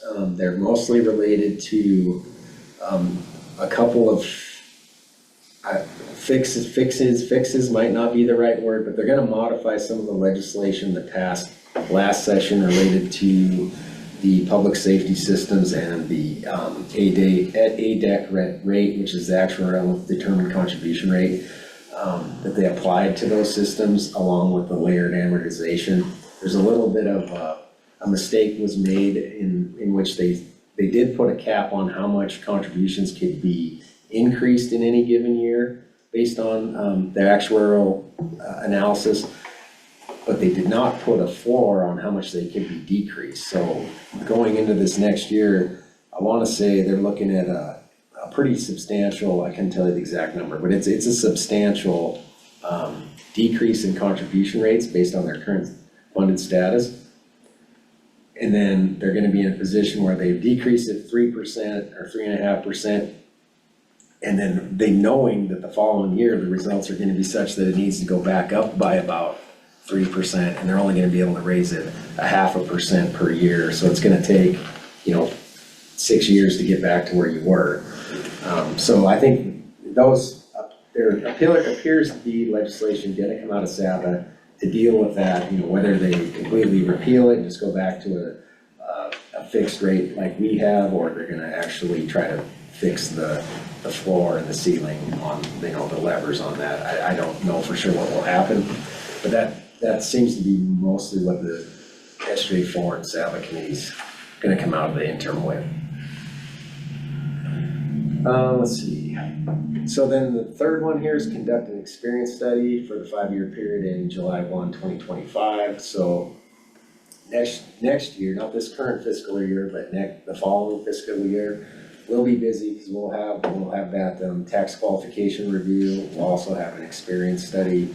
You'll get the results of that experience study in May of 2026. All right, high performance work culture and service excellence. So this deals with, automation and improved processes, specific budgets and defined level investments in IT systems. So the specific budget item for this that was approved in May is related to our M-Trust enhancement budget. And again, we kept that the same as it was the year before. which seems to be adequate. We budget enough for project management, test lead services, and enhanced development services with our provider to actually program the enhancements. So things like that non-contributing member, the updates to our systems that needs to happen in order to track those, that falls under that budget category as interest enhancements. Again, this is ongoing. We do have an interest steering team, which consists of the management team at TRS and our two contractors, the project management test lead, as well as Alfred Monksgaard and associates and that steering team sort of guides, what kind of enhancements we're looking at in a 12-month period. And the big one, any of the big ones like online withdrawals, the board has been, you're made aware of that. We give you a demo. At some point here, if we get to an online retirement application, obviously you'll see those. A lot of the smaller things that we're doing, though, they don't really rise to the level where I think the board would be all that interested, but it always does provide for either efficiencies for us or our employers. Otherwise, we won't go forward with them. So that leads us to the next one, which is online retirement application. That is tied heavily to our identity verification process that we need to implement, which is, we're still gathering information. We finally got the authority to use DocuSign and all the right connections. I think Darla's finally got the final pieces in place so she can start utilizing it. So I would say in the next 12 months, we're gonna definitely see some progress toward more robust identity verification, which will stand up in front of our online withdrawals that that functionality already exists. And we'll make sure we understand how it works, sort of figure out, what are the good things, what are the bad things before we try to stand it up in front of a whole new online retirement application. But these things are all underway at this point in time. You saw today on this last one here, the responsive web design, so that our website, looks the same whether you're on a mobile phone or a desktop. And, I think our communication team gave you a great demonstration. I'd say we're about halfway there. I mean, there is a lot of work yet to be done to move all of our content over into that new design, but it's underway and it's looking great.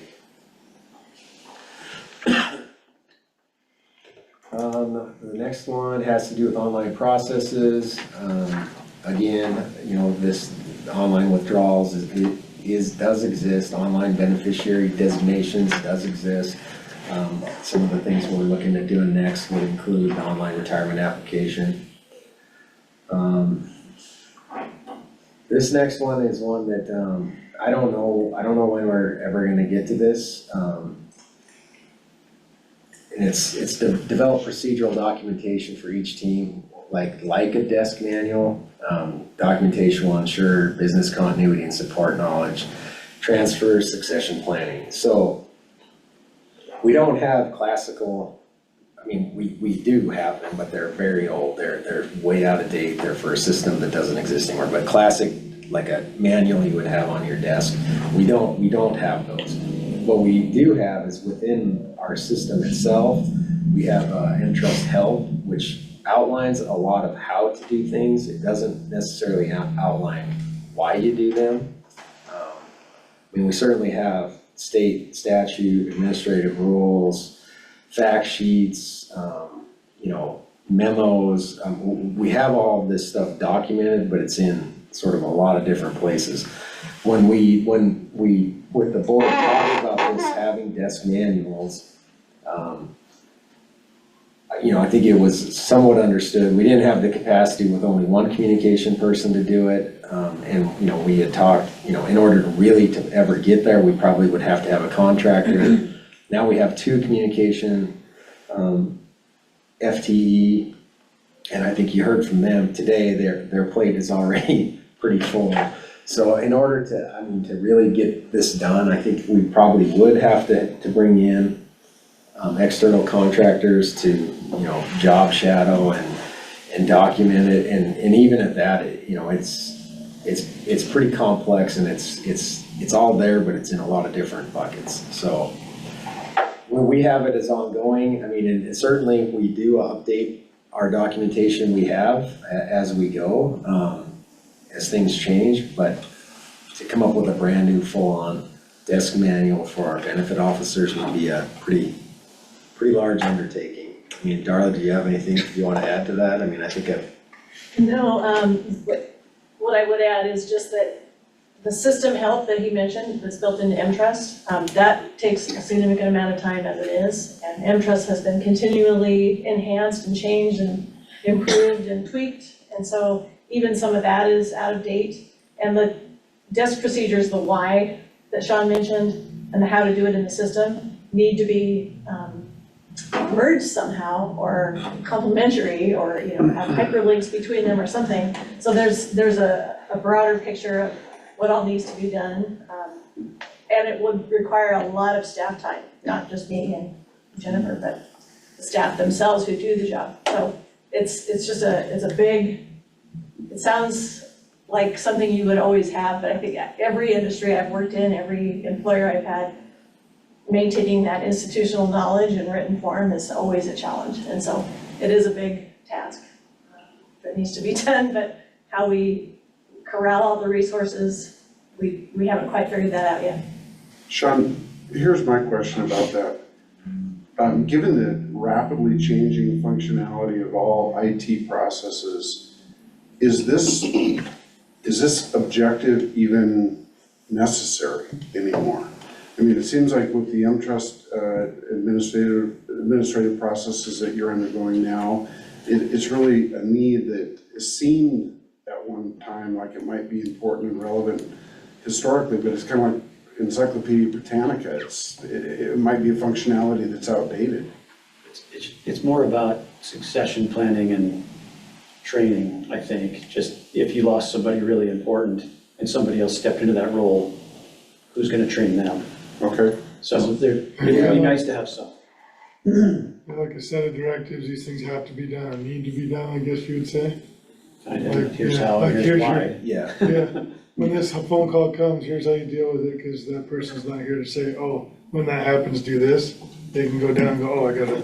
I mean, it's unlikely you wouldn't have any warning and you'd lose somebody that has that level of knowledge, but it could happen. So I don't know, maybe it is a little overkill. Well, What I do you mean, think, Sean? even for a new hire, right, into even a mid-level position, I think what this references to is we used to, like I said, we used to have a book that was about that big for benefit officers. And I mean, and granted, that was sort of a culmination of 10 year or more years of information, but it was sort of a step-by-step how you do things and to some degree why. And I don't know what the answer is. I mean, we have the why laid out in a lot of our fact sheets and memos, whether they be staff memos or employer memos. And then we have the how laid out to a pretty decent level in our online help.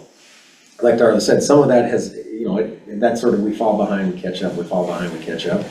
But they're not together. It's not like you can just sit somebody down and say, okay, here, read this book, and you'll be able to, to at least have an idea of what your job is gonna be. We don't have it like broken down to that level, and maybe it's not necessary anymore. I can't say that I know that. I think we certainly can always work to improve our documentation for our internal processes of how we get things done and why, so that in the event somebody, like you said, drops off that you weren't expecting to lead the organization and you don't have anybody there that can pick it up. With that said, we do have pretty good cross-training, I think, in each of our sort of team units. Accounting has cross-training, active membership has cross-training, retired payroll has cross-training. So, I mean, we're doing everything we can. I guess the update from me at this point on the desk manual is it's ongoing. It doesn't have a date certain that we're gonna have it, but I'm letting you know, it's definitely not happening in the next year. So here's my concern and another question. We have an objective like this, but we haven't prioritized it. And that means it'll probably never get addressed. And if it is necessary, as you proposed, Dan, then if somebody really important in this organization were to leave, yourself, Denise, Tammy, Darla, any of these people that have been here for so long and have such specific and well thought through functionality to the system, maybe it would be better if we have an objective for each one of those over a certain period of time to write it could be even a relatively brief manual of the primary functions of their office and what they do. It just makes no sense to me to have an objective in here that we're not committed to. If it's not necessary, we should decide it's not necessary and eliminate it. If it is necessary, we should further clarify it and make it happen. So Maybe we just spend a little time to figure out exactly what we do need. Like, for example, on my team, we have checklists and an index to those checklists. Yeah. And that's it. We don't have a really big, thick manual, and it's probably only that thick, and we do a lot of stuff. So maybe it could be something a little bit smaller that is more, something you could actually achieve. yeah. Possibly we all consider that the solution of how to get this either done or out over the course of the next year to our strategic planning for next year. Yeah, and I should point out, desk manual is an example, it's not necessarily that's the outcome. Sure. It's overall improved documentation and business processes, but we certainly, there's certainly work to be done there, absolutely. Yeah, and I think your idea is a good one. Okay. Back to you. Okay, let's see. So then we are on continue with formal strategic planning every 2 years. That's what we're doing right now, is the sort of the in-between year where we review the strategic plan in the worksheet. Next August, we will do full-on strategic planning where we do conduct the surveys, we go through the work and update the summary, and then sort of do the full gamut of tasks related to our strategic plan. Let's see. Maintain best practices in system security and proactively assess options, pursue identity verification and e-signature options to improve member convenience while ensuring transaction security. So I briefly mentioned this once already. We do finally have an enterprise contract for DocuSign identity verification. We budgeted for it, and Darla just in the last 2 weeks got the last remaining piece in place so that she can start working with it. And so we hope to have that stood up in front of, or as part of our online withdrawal process sometime in, I'd say, probably the next 6 months or so. So that's underway, and we'll hopefully learn a lot from that, and we'll learn how to better leverage it and utilize it for future online processes. Let's see, succession planning. A number of key staff are retirement eligible, and we have limited options for succession planning. Consider internal development, provide opportunities for staff where applicable. The outcomes are improved process documentation, knowledge transfer, and cross-training. Like I mentioned, I mean, for the most part within the functional teams, we have a fair amount of cross-training. However, with an organization as small as we are, I mean, we are limited into, we don't have an option to cross-train someone to do Denise's job when Denise decides to retire. I mean, she's got a law degree, she's board certified, and I'm not gonna do it. Nor am I qualified to do it. But like in the retired payroll team, we do have cross-training functionality at a minimum among the direct reports of our retired payroll supervisor. They are learning her functions as well so that they can fill in on a short-term period if necessary, but they're both relatively new, our retired benefits specialists are, so it's not like they're at a point where they could take over and run our month-end payroll. However, our current deputy director could step in and do that. She does know how that all works. And eventually the new staff will get to a point where they can do that. I think on the active team, we have really good cross-training between the benefit techs and our benefit specialists and the benefit officers. They can all work on pretty much everything the other ones do, so we have pretty good coverage there. Again, accounting is, like, sort of similar to retired payroll. Ally and Christian can step in and do some of the functions. They probably would struggle with, coming up with the CAFR from scratch, but like they cover for Nolan when he's out on vacation or whatever. So we have the cross training in place to get by. But being a small organization, if it's one of your upper level positions, we very well may end up having to go external when that person does retire. There's just no way around it. Okay, and then the pay plan, keep it current with contemporary practices and markets. I review that with the personnel committee each year. This last year, we decided that, the 4% legislative increase was in line with what, or at least appropriate, knowing that we got a 4% increase the year before, so we didn't ask for any other adjustments. We do monitor this closely.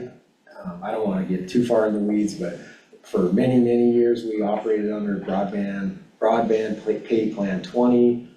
We transitioned out of that to broadband pay plan 25 about 3 or 4 years ago now. And it changed a lot. I mean, we had broadband 20 dialed in to where, we were gonna try to bring people in at 90 or 95% of market. And after 3 years of, high performance or performance that was adequate, meeting our standards, we wanted to get them to 100% of market. And then we even had provisions for, longer term employees that are consistently, high performing to get them to even up to 110% of market. Well, those markets changed drastically to where none of those percentages really have meant a lot to us these last 3 years. But they are starting to normalize, and we're gonna have to, I would suspect you'll see some more adjustments going forward to get people to what now is 95% of market. Maybe they're only at 88% of market. It's been 3 or 4 years, and by the time we get to this, it'll be 5 years. It's time to, that really is what the market is. We need to start moving them. So you'll see probably more requests along that line next May. Otherwise, if we sit on it too long, we're just falling further behind and we're less competitive. Okay, let's see. Next one is coordinate executive director and board member attendance at the superintendent meetings. As you said, those are almost all completed. I have one left to do this fall. The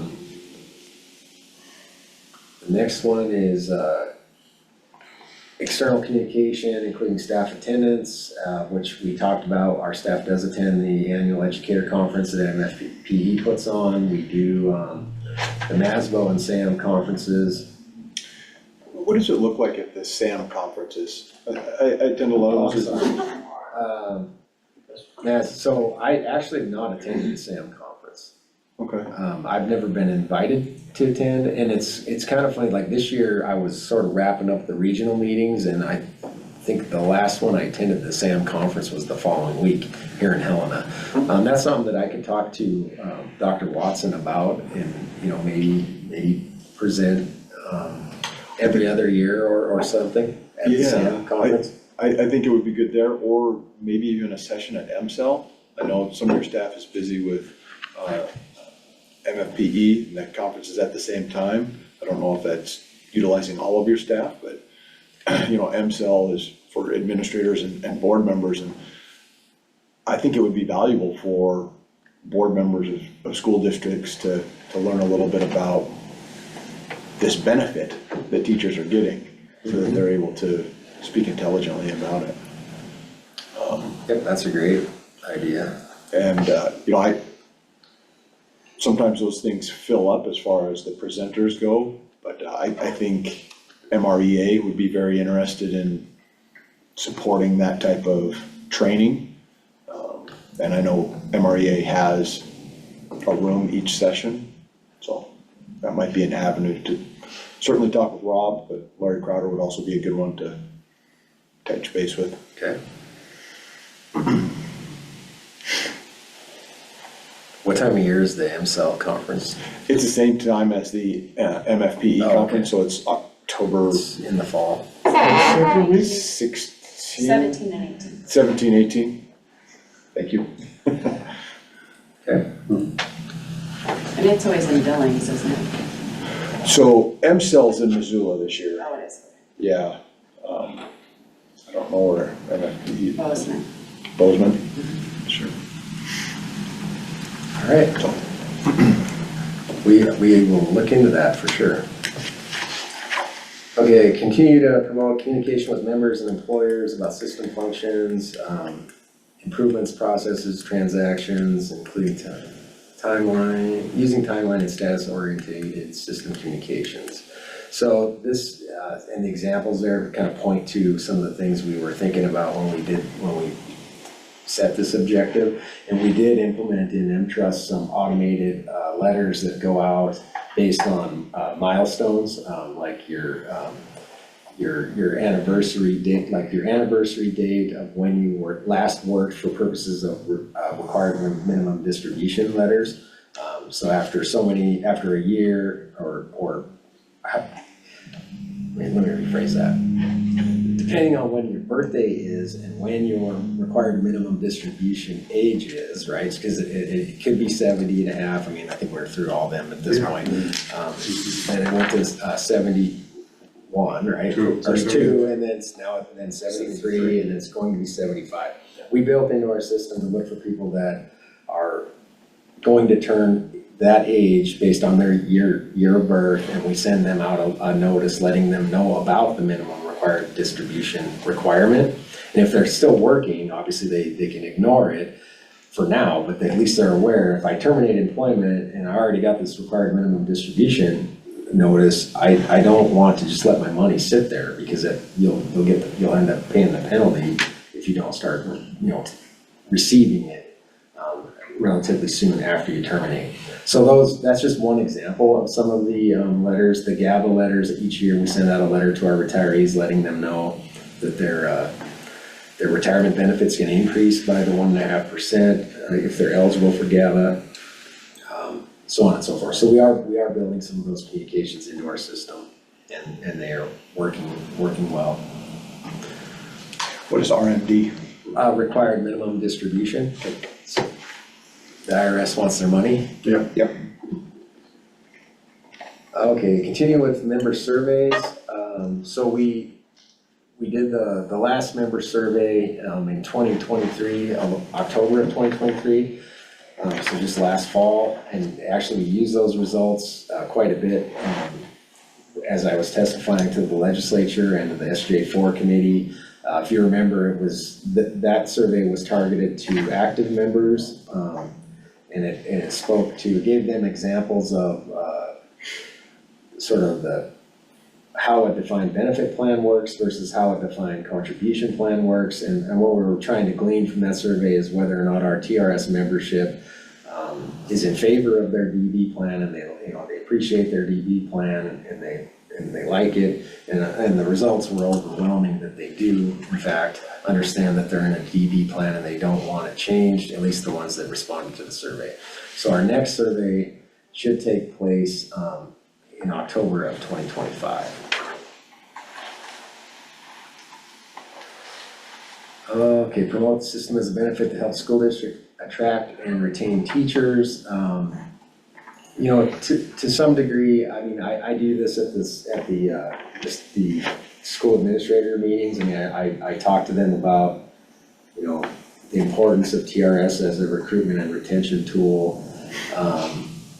We do the Ready, Set, Retire presentations around the state. We have our various documents on our website. We have the school board webpage, we have the how TRS is funded. So we have a lot of this information out there, but I would say this is really one that is truly ongoing. I mean, we're gonna continue to do what we can, where we can in that regard. The next one, we did hire our FTE communication professional, and you heard from her today. She is well underway in her new role, and we're happy to have her. And then the last one there is research options for TRS to promote or support deferred comp system for teachers. I did speak to this as I went around the state and met with the superintendents, and I got some additional information from our last meeting. One of the board members asked how many of our school districts actually are utilizing InPara's 457 plan, and currently they only have contracts with 18 school districts. Now, that doesn't mean only 18 provide additional retirement savings opportunities. It just means they're not contracting with InPara.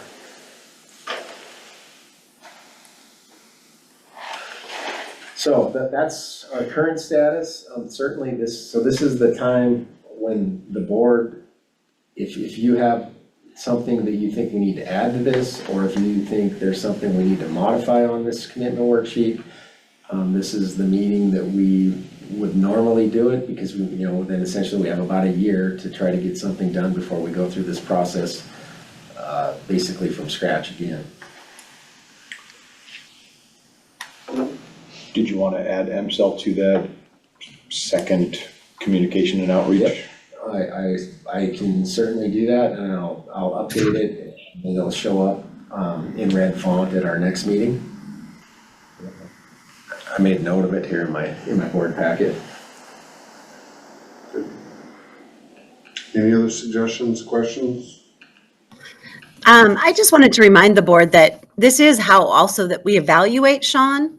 So, as you guys brought up things that don't seem to have a lot of, just to have it on there, we want to keep it open, but we are evaluating Sean on it. So, I agree with you. Maybe next year, next time when we're doing this, putting it together, taking certain parts of this out, and honestly saying we're going to make a desk manual for everyone isn't going to happen.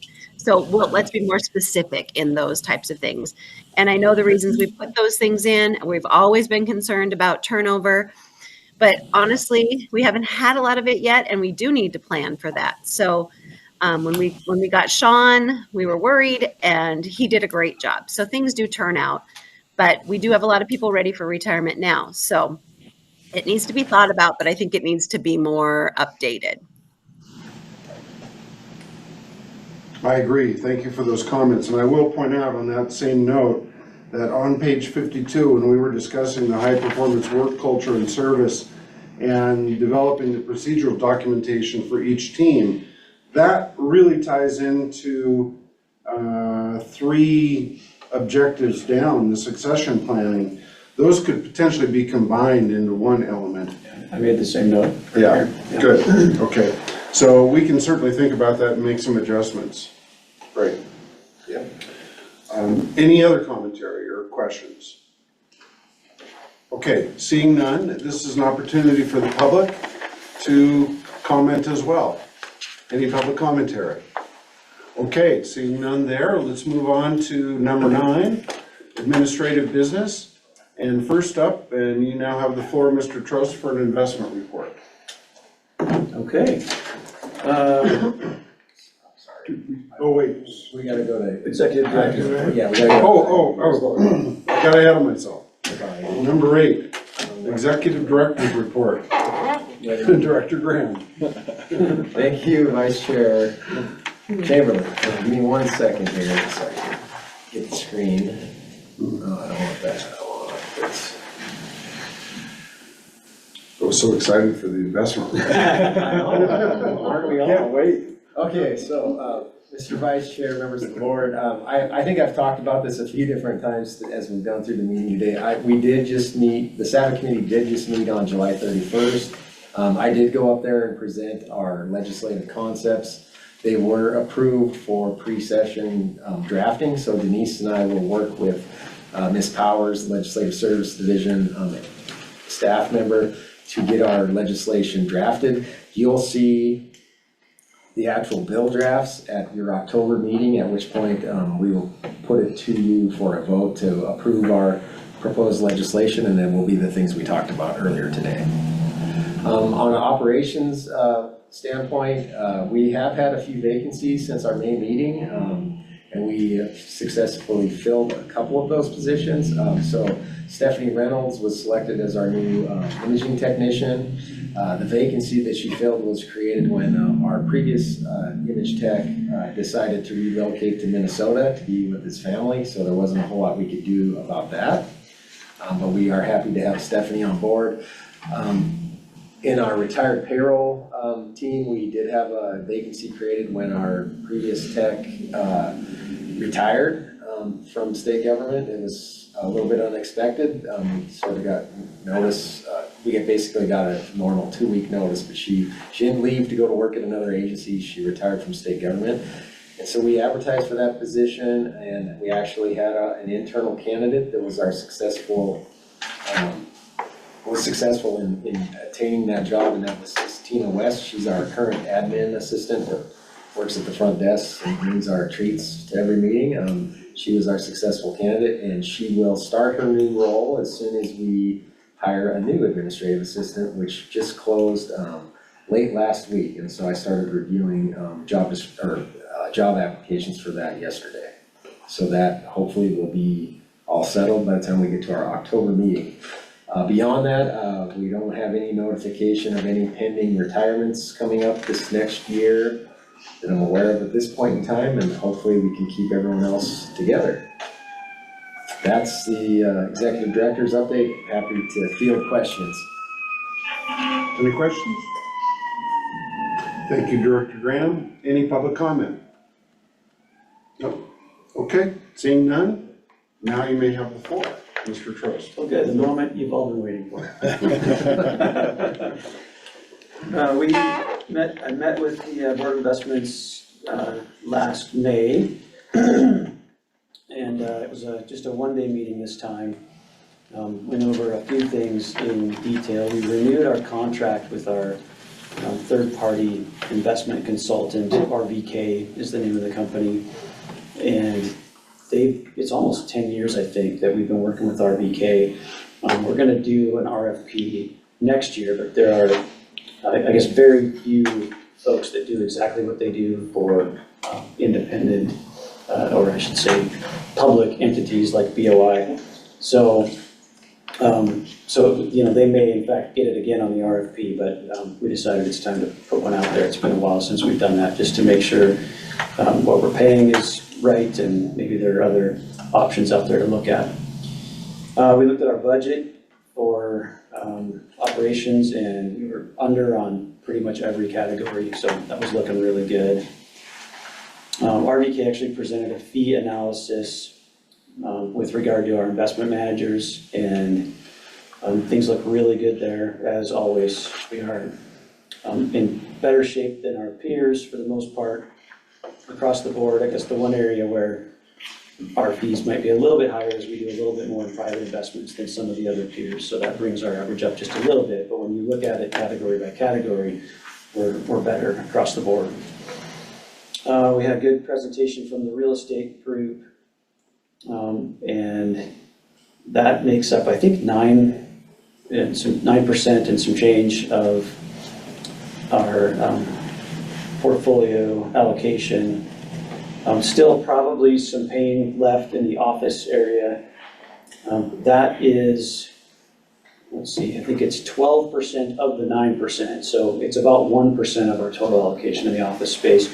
And it's down in part because, not because we've been able to sell out of things ahead of time, just because the valuations are down significantly. And the folks over there think maybe there's a little bit more pain to be had there, but we're getting close to the bottom on office space, probably. But otherwise, real estate's actually looking pretty decent, and they're still looking for opportunities out there. Just in general, as Sean mentioned, we hit the fiscal year end above our actuarial hurdle, so that's great news. Let's see, a couple of things. Markets have been good up until the recent few days, week or so. So we'll see how things shake out. It's been interesting the last few years have been interesting, but if you go back to a year ago, we were not looking great, but then some inflation numbers came in looking much better than expected. And so that started to drive markets up. And then the inflation numbers turned a little bit and weren't as good, but this excitement around artificial intelligence sort of took the wheel. And so markets kept going up and up and up.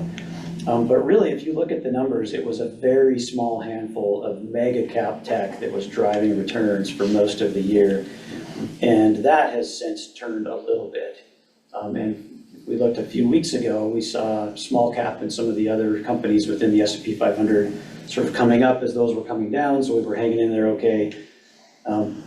Now I'm wondering if it's a combination of just all sorts of things that we're seeing the market not look quite as good here recently. Inflation numbers are actually looking okay, but the Fed decided not to reduce rates. Looks like pretty likely to reduce rates in September. But I think a little bit of the shine has worn off the AI trade. As we do, we probably overshot how quickly those AI tools will be implemented and how much productivity gains we'll see. So maybe we're seeing just a little bit of profit taking there, and who knows where we're headed, but it's not looking great right now, but last year was awesome and that's what matters for us. The one thing that helped us too a little bit is we are passive for pretty much all of our US equity, and we're market cap weighted too. And so those really large companies doing really well helped drive returns for us. So I think that was good. I think that's all I got. Any questions? I have a comment and a question. Well, you mentioned that there are management costs on private investments are a little bit higher than the other asset categories, but I'll point out that that cost is mitigated in that category by higher returns. Absolutely. As well. Yep. This may sound like a joke, but it's a serious question. Has there been any discussion in the Board of Investments about the eventuality one day of AI taking over management? Of investments? Yeah, like replacing management firms like RBK? Oh, not really. We talked about AI and sort of how it can feed in on the periphery, and we've had some questions about, hey, why don't we invest specifically in AI in some way or another? But I don't know that we've talked about the eventuality of AI taking over jobs. From what I've seen of it, it's amazing, and I do think it's a big deal. I mean, I look at it, it might be akin to the internet itself if you think about the sort of productivity gains. It might drive innovation and productivity gains over the next 10 or 20 years like the internet did. But as things stand now, you still need to have a human set of eyes on everything that happens because it's not there yet. And it could be like a lot of things where you get 99% of the way there, but that last percent takes 50 years. Like the self-driving cars we were all supposed to have 10 years ago. So we're who supposed to knows? be the Jetsons by now, aren't we? Yeah, right, yeah. So, That didn't happen. yeah, I mean, at this point, it's predicting what the next word is going to be, and it does a hell of a good job of it, but it's certainly not perfect yet. So who knows? It's a good question though. Thanks. Any other questions? Okay, Nolan, floor is yours. Vice Chair, members of the board, I'm looking at page 61 here in your packets, the balance sheet. These numbers are as of June 30th, 2024, and also 1 year ago, June 30, 2023 is on there for comparison. And of course, that's our fiscal year end, so this is, very similar to what we'll, they're exact numbers, it just won't be displayed like this in our financial report for June 30, 2024.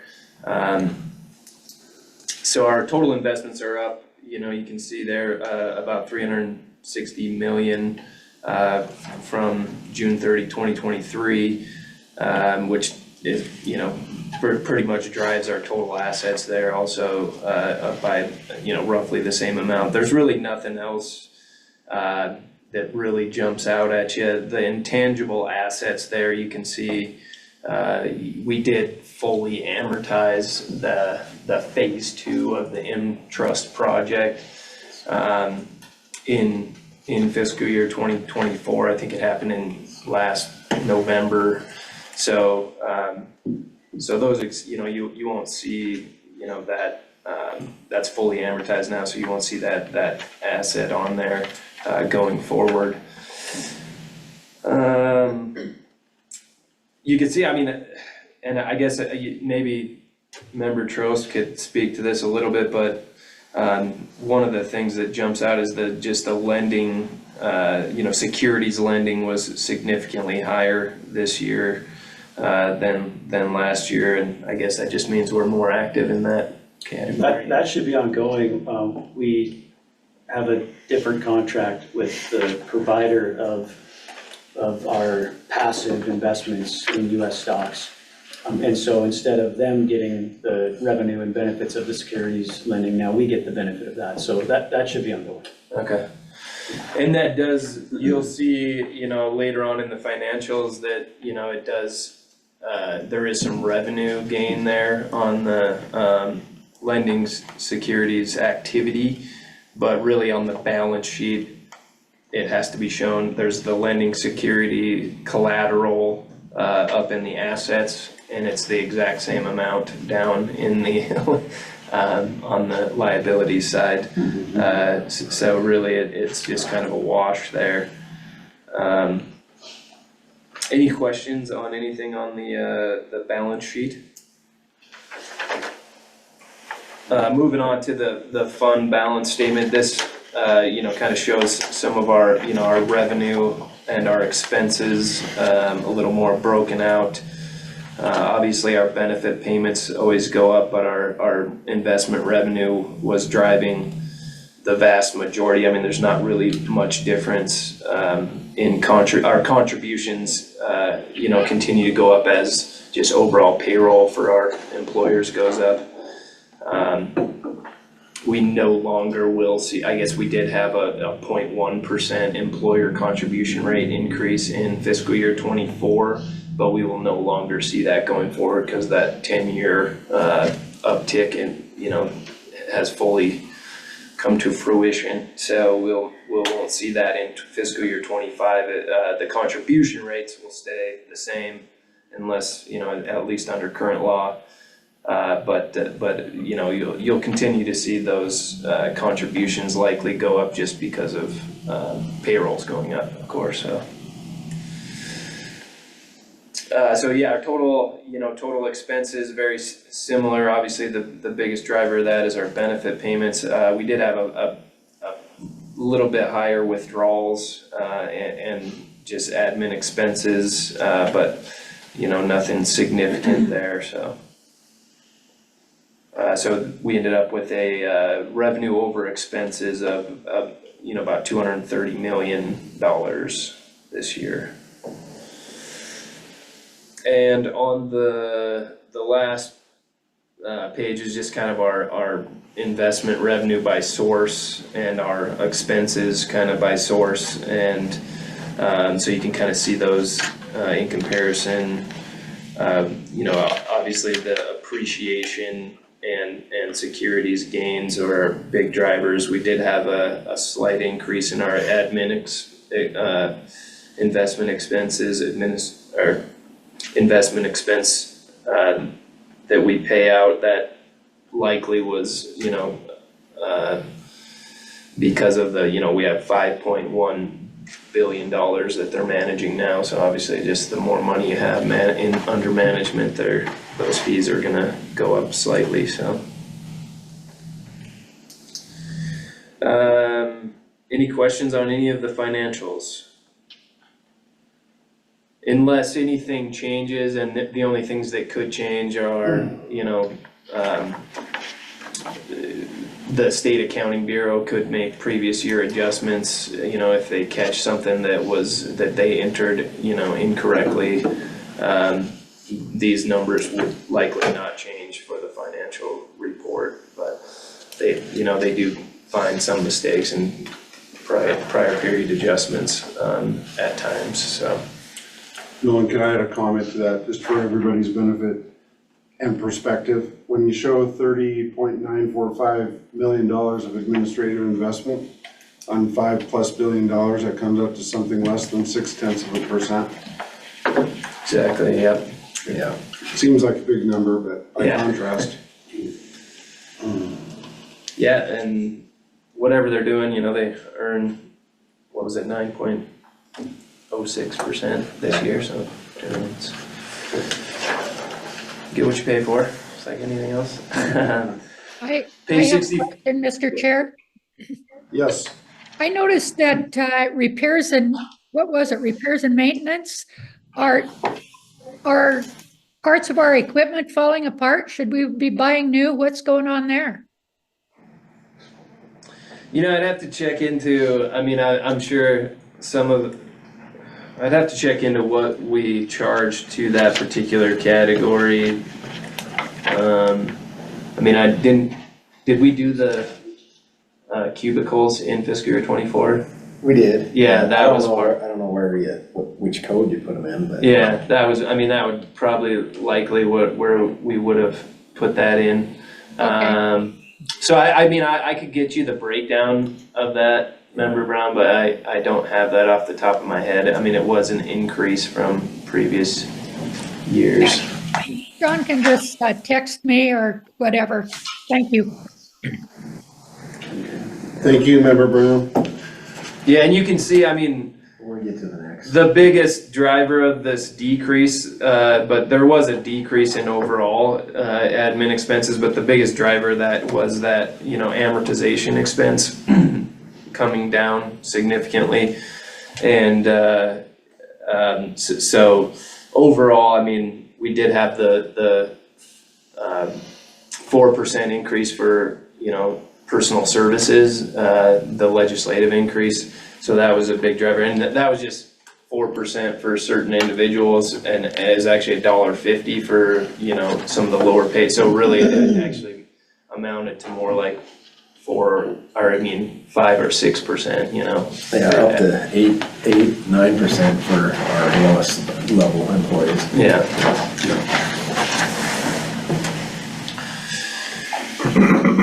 So the operating budget on page 64, this is where we ended up for, you know, with our approved budget for 2024, and where we, you know, the actual expenditures through the entire fiscal year. So we had a surplus in personal services of about 82,000, and that was, you know, mostly just driven by vacancy, you know, various positions being vacant throughout the year.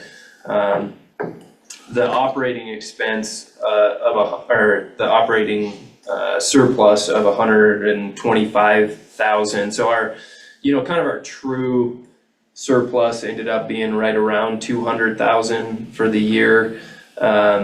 We overspent on a few categories just slightly, but you know, more than made up for it in other categories with savings. So the 94,000 for the audit fees, that's a biannual amount, so I mean, it gets included in our overall surplus, but that's what's driving it up to, you know, 300,000, where truly it's closer to 200,000, because that 94,000 will carry over, and that, you know, they'll charge us what they'll charge us this year, the legislative audit division, but you know, it's likely gonna be close to that 94,000. If there's no questions on the budget, the contracted services are just our biggest, you know, this is our biggest budget category. Includes like our actuarial expenses and, you know, those IT services and things.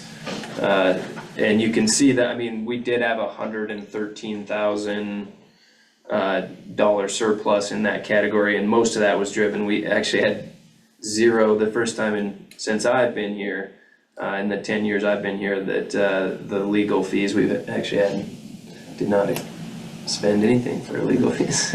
So, Hallelujah. yeah, well, it's done now, we can talk about it.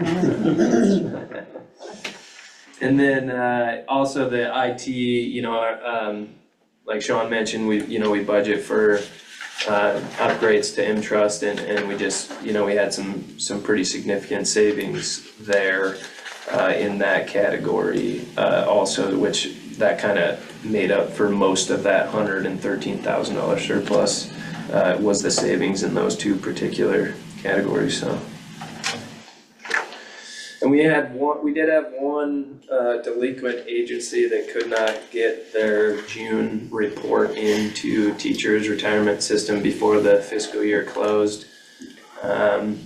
So, obviously I've been in contact with them. They're going through, I think they don't have a superintendent right now. They don't have, they're just there's a lot of issues going on there. So we were not able to get them to submit that June report. But the good news is because it is a decent sized employer for TRS, and they did get, most of those wages and contributions, at least for like all their summer pay and stuff was reported, I think, on the May report. So it wasn't as big as typically like a June report would be for lame deer, so.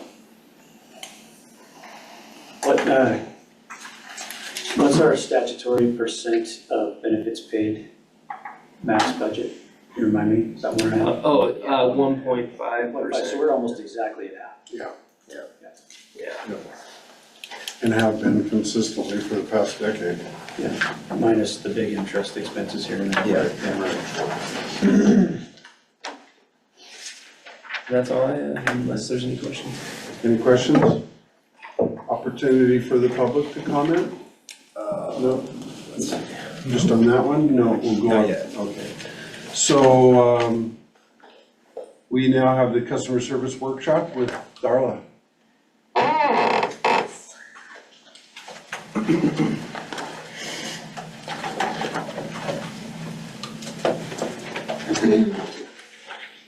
Hello again, Vice Chair, members of the board. I will just give you a brief verbal summary of my conference, which is the same week as the one that Sean attends, the Directors NCTR Conference. Customer Service Workshop is only held every other year. And this was the year, so it was about 15 plans, including the Dakotas, some of the smaller peer plans, Idaho, but also New York State, New York City plan, who was the host. So 15 altogether. Some of the topics under discussion were AI. That was a big topic of discussion, and the process that different plans have, those that have come up with a policy on it, how they arrived at that policy and the pitfalls they ran into, and best practices, recommendations for how to do that. So that was pretty interesting. I had hoped to get information to find out whether any of the other plans in attendance were using DocuSign the way we intend to. And unfortunately, none of them were. They aren't using the identity verification piece of it the way that we had hoped to. Although that did lead to discussions about security in general. It's always interesting to me how vastly each plan differs. For example, I think it was South Dakota, there was discussion about security around things that we currently require a wet signature and sometimes notarization. But for example, to change one's direct deposit account for a retiree, we don't require that to be notarized, but we do make them fill it out on paper, right? There's no notarization on that. Some plans just said, oh, we just let them do that online. And I said, do you add any additional security? No, not really, once they've logged in. Sometimes they would require them to key in both the old account number and the new one. So just common sense cross-checking. But a lot of variation in how concerned or not concerned the different plans, as far as my peers, the ones that are, providing the training to members and the actual using the online systems, the member portals.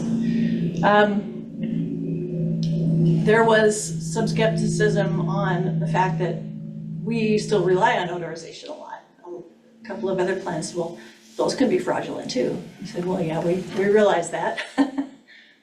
We have not seen that as a problem. I got back from the conference and that was the first question I asked Denise was, have we had an incident that we're aware of where someone stole notary stamp. So I guess the moral of my tale here is that I didn't get as much information as I hoped that would help us directly as far as how we implement the identity verification piece of DocuSign and put that on our website and figure out how other plans may have done that. They're just, I know CalSTRS is one that has, I don't know how they're doing it exactly, but they have used DocuSign and put a lot of transactions out on their public website. And I was hoping to meet with one of them there last time. There was a few representatives from CalSTRS. So I'd hoped to find out what happens if you click that link on their public website. What happens next? How is that identity verified? Was not able to get that. Unfortunately, I still may be able to reach out to some people there, but I know John has also tried to reach out to some plans, and getting a reply has been difficult. We're all busy, and a huge plan like that, I don't know who to go to even. But we'll keep working on that, and as Sean mentioned, I did get the access to the piece we need to do that. So other topics discussed at the conference, there's a lot of plans that are working, taking various approaches to proof of life for their retirees. One was sending a letter out every 3 years and making the retirees get it notarized to prove they're still alive, still getting benefits. So that wasn't necessarily something we are even really discussing or worrying about here. There was discussion about using the death match system, which we seem to be very much ahead of the curve on that. Did they start that because There's a lot of fraud. People, or sometimes it's unintentional, but sometimes not, where Sometimes someone not. has passed away. Right, they just keep collecting the check. And Don't notify. recovering those overpaid benefits after the fact is a nightmare, so. So we deal with that fairly regularly.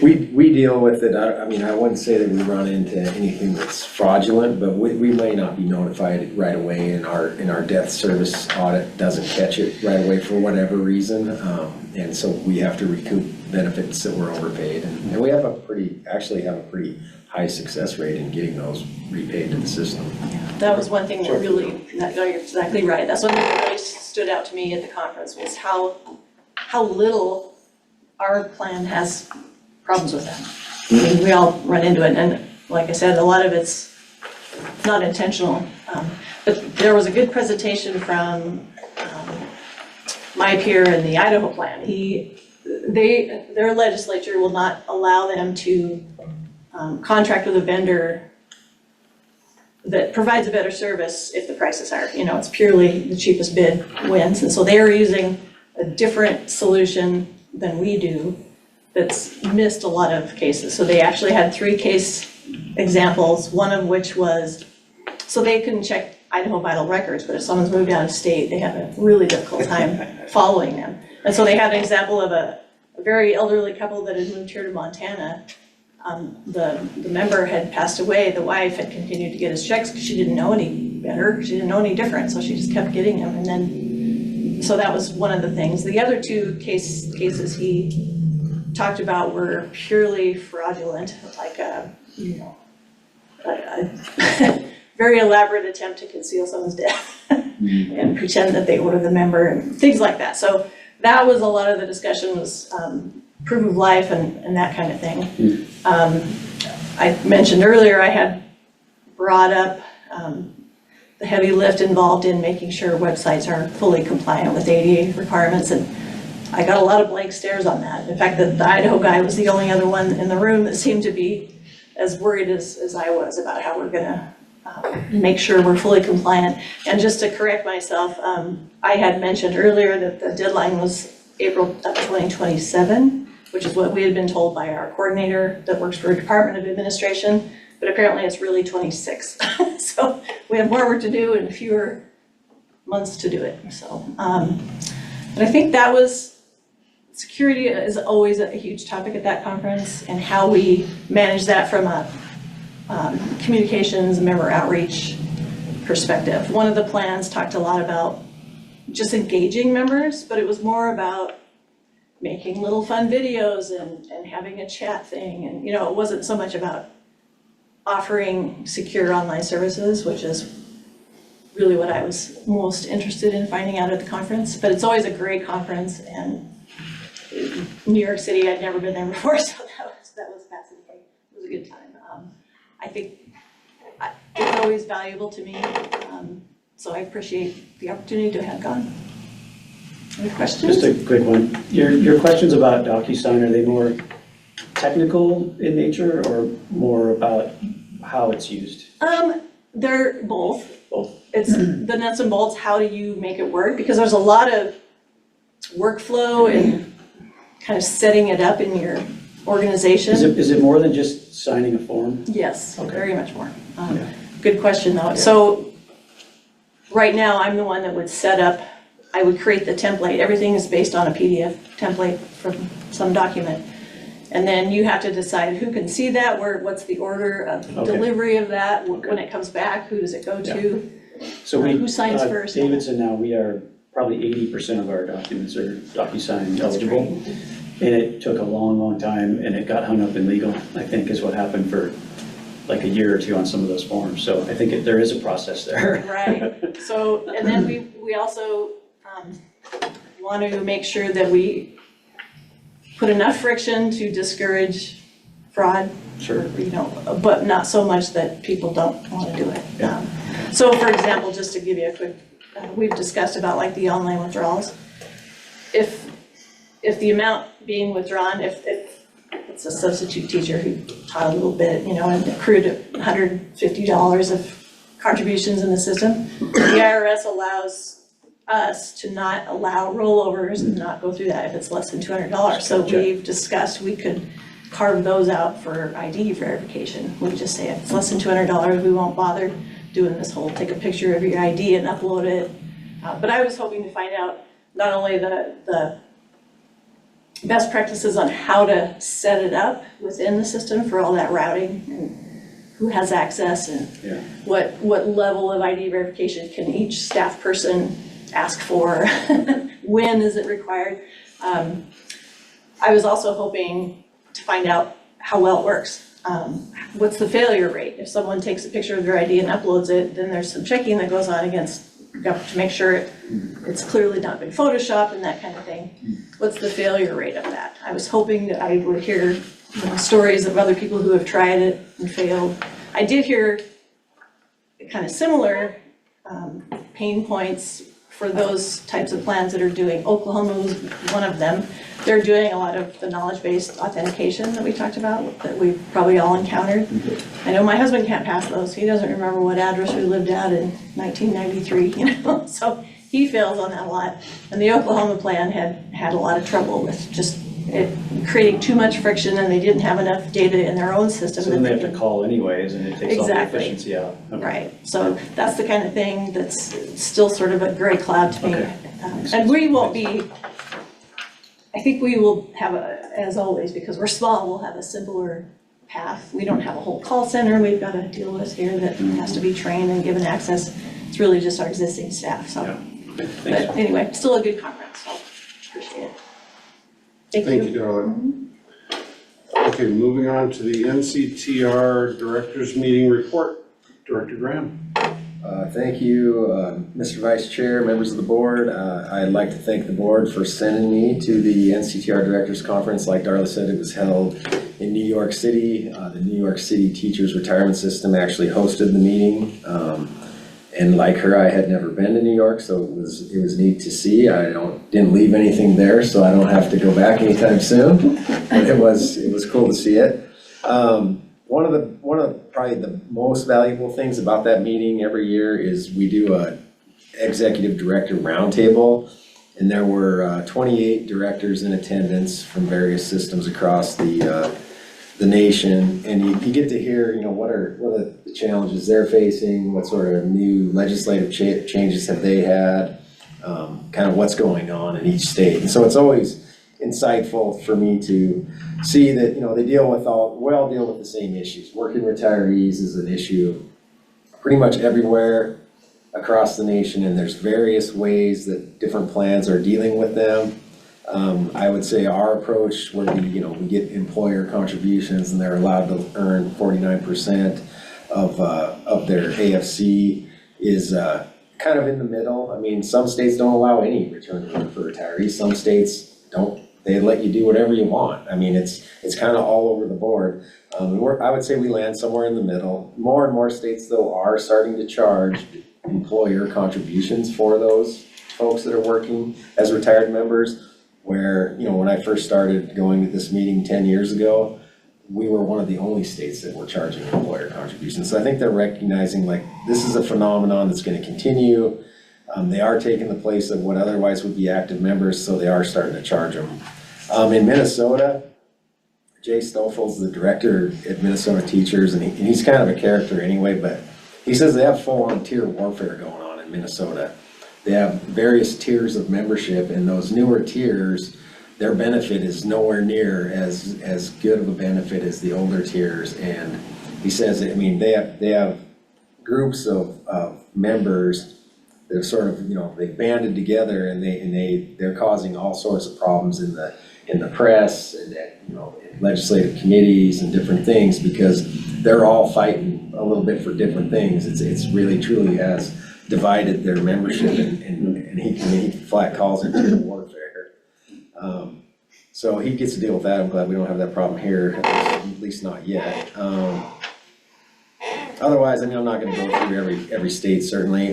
Some of the speakers that we heard from, we definitely heard quite a bit about, artificial intelligence, some of the things, areas where they see that it can take off, with call centers, potentially investments, fraud detection, training.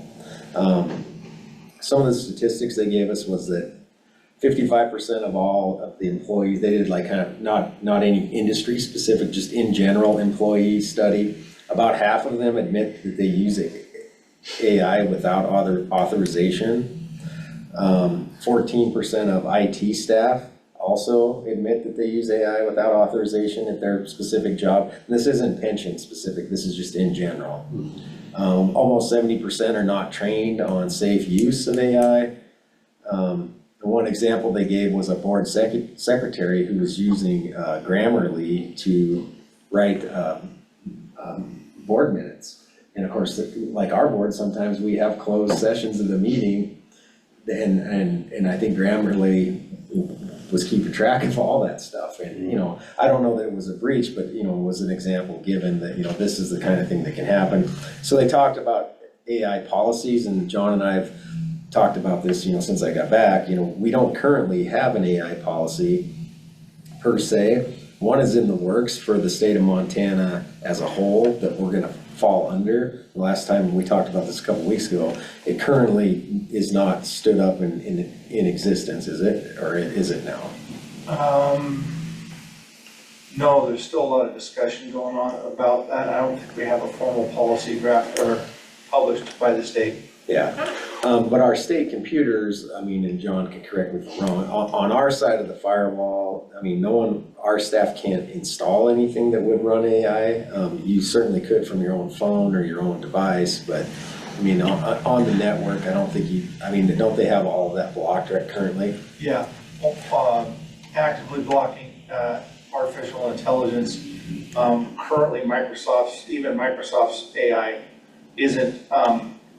hasn't been deployed out to the government cloud that we are consuming as a state. So we don't have the AI tools available to us in here that you would have on a Windows computer at home natively. So, but they're working on addressing that, and I think that's all kind of coinciding with the drafting of AI policy. So it's been actively worked on by the state. So that includes in a browser? Yes. Okay. Yep. So you can't go into a browser and chat GPT and pull it up? It won't come up, it'll be blocked. Yeah, and actually, I think I tried that during a meeting. I could do it right now for you, just to confirm, tell you what You we and I see. tested that the other day, it blocks it. Yeah. And so what type of policy is going to be coming out? Like, what are some of the things that are going to be included in this? Well, I mean, these are all relatively new things. I would imagine that there's gonna be, one of the requirements will be if you utilize AI, nothing ever leaves your email or your desk without, some kind of actual person looking at it, reviewing whatever was drafted or developed, and off, actually saying, yes, this is okay. Because right now you get sort of you can get false results. There's all sorts of things going on with it, and it'll get better with time. But it also may develop bias, so, I can't say that I know what it's gonna say yet, but I know that we're not the only ones. Every state is starting to struggle with this from the perspective, we know we need to get a policy out there. And I don't see a lot of value in TRS developing our own when we're gonna fall under the state's AI policy. And even if we had our own, they're gonna tell us, well, your policy doesn't matter, you fall under this policy. If I may, the real concern, and the reason that this is still under consideration is the fact that I take some of our data and I use AI tools to perform analysis on it. That could be a benefit to teacher retirement system. The problem is that I just exposed that data to a large language model, which is driving the AI, whichever one I'm using. And that has now become a permanent piece of that large language model. And if it wasn't vetted correctly by me or any other user here at the state, especially as a fiduciary to this system, I may have just, in an effort to try and perform a benefit to TRS, sent up a bunch of personal information for our membership up to a large language model that is now exposed to the World Wide Web. Right. And that's really where the concern is. It's not about taking advantage of AI, it's about protecting the data that we are fiduciaries of. And that applies to all state agencies, not just us. Okay. So that's the discussion that's going on here, and why it's, depending on your point of view, it seems like it's very restrictive, but if you look at it from our fiduciary standpoint, it starts to make sense, is that if you have me, the IT manager, Sean's given me a Excel spreadsheet with 30,000 records for actuarial analysis and asked me to do something with it, and I just load it up into ChatGPT, that could be a problem. Got it. Because it's using that like teachable machine, it's learning from it, so it's using it, sit back. And I did just load up ChatGPT on the website, but in a web browser, and we've got, the connection was reset, the site can't be reached, so SummitNet's blocking it inside the state firewall. It's good to know. So, more to come on that. I mean, I would imagine, in the next 6 months, the state will have an AI policy, and obviously we'll make the board aware of whatever that says, and we will live by it. Some of the other things, and I don't want to take, I know we're running a little bit late, and our lunch probably got here 20 minutes ago. One of the other things on the investment side of the whole AI discussion that we're talking about is the vast amount of energy that these data centers are going to require, and how much more energy we're going to have to produce as a nation. And you can see evidence of it with Microsoft, where they're building a nuclear power plant, and they're probably going to end up plugging a huge data center directly into that power plant. That's the scale of how much energy these things use. And the guy from Bailey Gifford said, we'll probably see at some point $1 trillion data centers in order to run this AI stuff, which is kind of crazy to think about. But anyway, I guess, long story short, I appreciate the opportunity to go to the directors meeting. And before I forget, I just want to mention to you all that I will email you the information so you can see when the fall conference will be held. It's in October. I don't have the exact dates on me right now, but I'll email it to you. And I'll ask you to let me know whether or not you will be able to attend, because we can't wait till the next meeting for you to let me know that. So, Isn't it like right at Halloween? no, it's earlier in October, I think. It's right after the meeting. Yeah, it would be right. So like, we would have our meeting on Friday, and that meeting in Atlanta starts Sunday. So our meeting here is October 4th, so you'd be looking at like October 6th through the 8th or something like that. But I'll email it to you, and you can let me know, and that goes for all board members. You just let me know whether or not you'll be able to attend or not. I'll work with you to get that scheduled. With that concludes my NCTR update. Thank you. Okay. So we want to ask everybody if October 4th and December 6th are meeting dates that you can all make. And for me, the answer is yes. Yeah, those both work for me too. Good deal. Anybody have any problem with those dates? No, that should be fine, yes. Okay. Just checking the December one.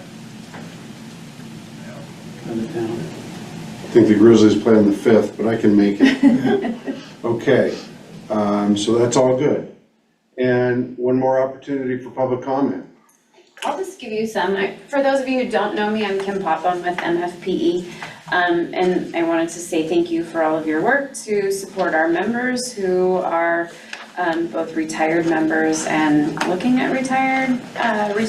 And I appreciate Sean always answering my questions on what the heck does this mean? And Darla and Jonelle and I have been working on some dates for TRS retirement meetings so that our members who are close to retirement can get their paperwork in and really have a better understanding of how to do that. And so I will be working to get that information out to our membership so that they can attend those. And I talked to Dr. Watson earlier and he will also share with his membership as well. So thank you again for your time and for all of your hard work on behalf of the teachers and retirement in Montana.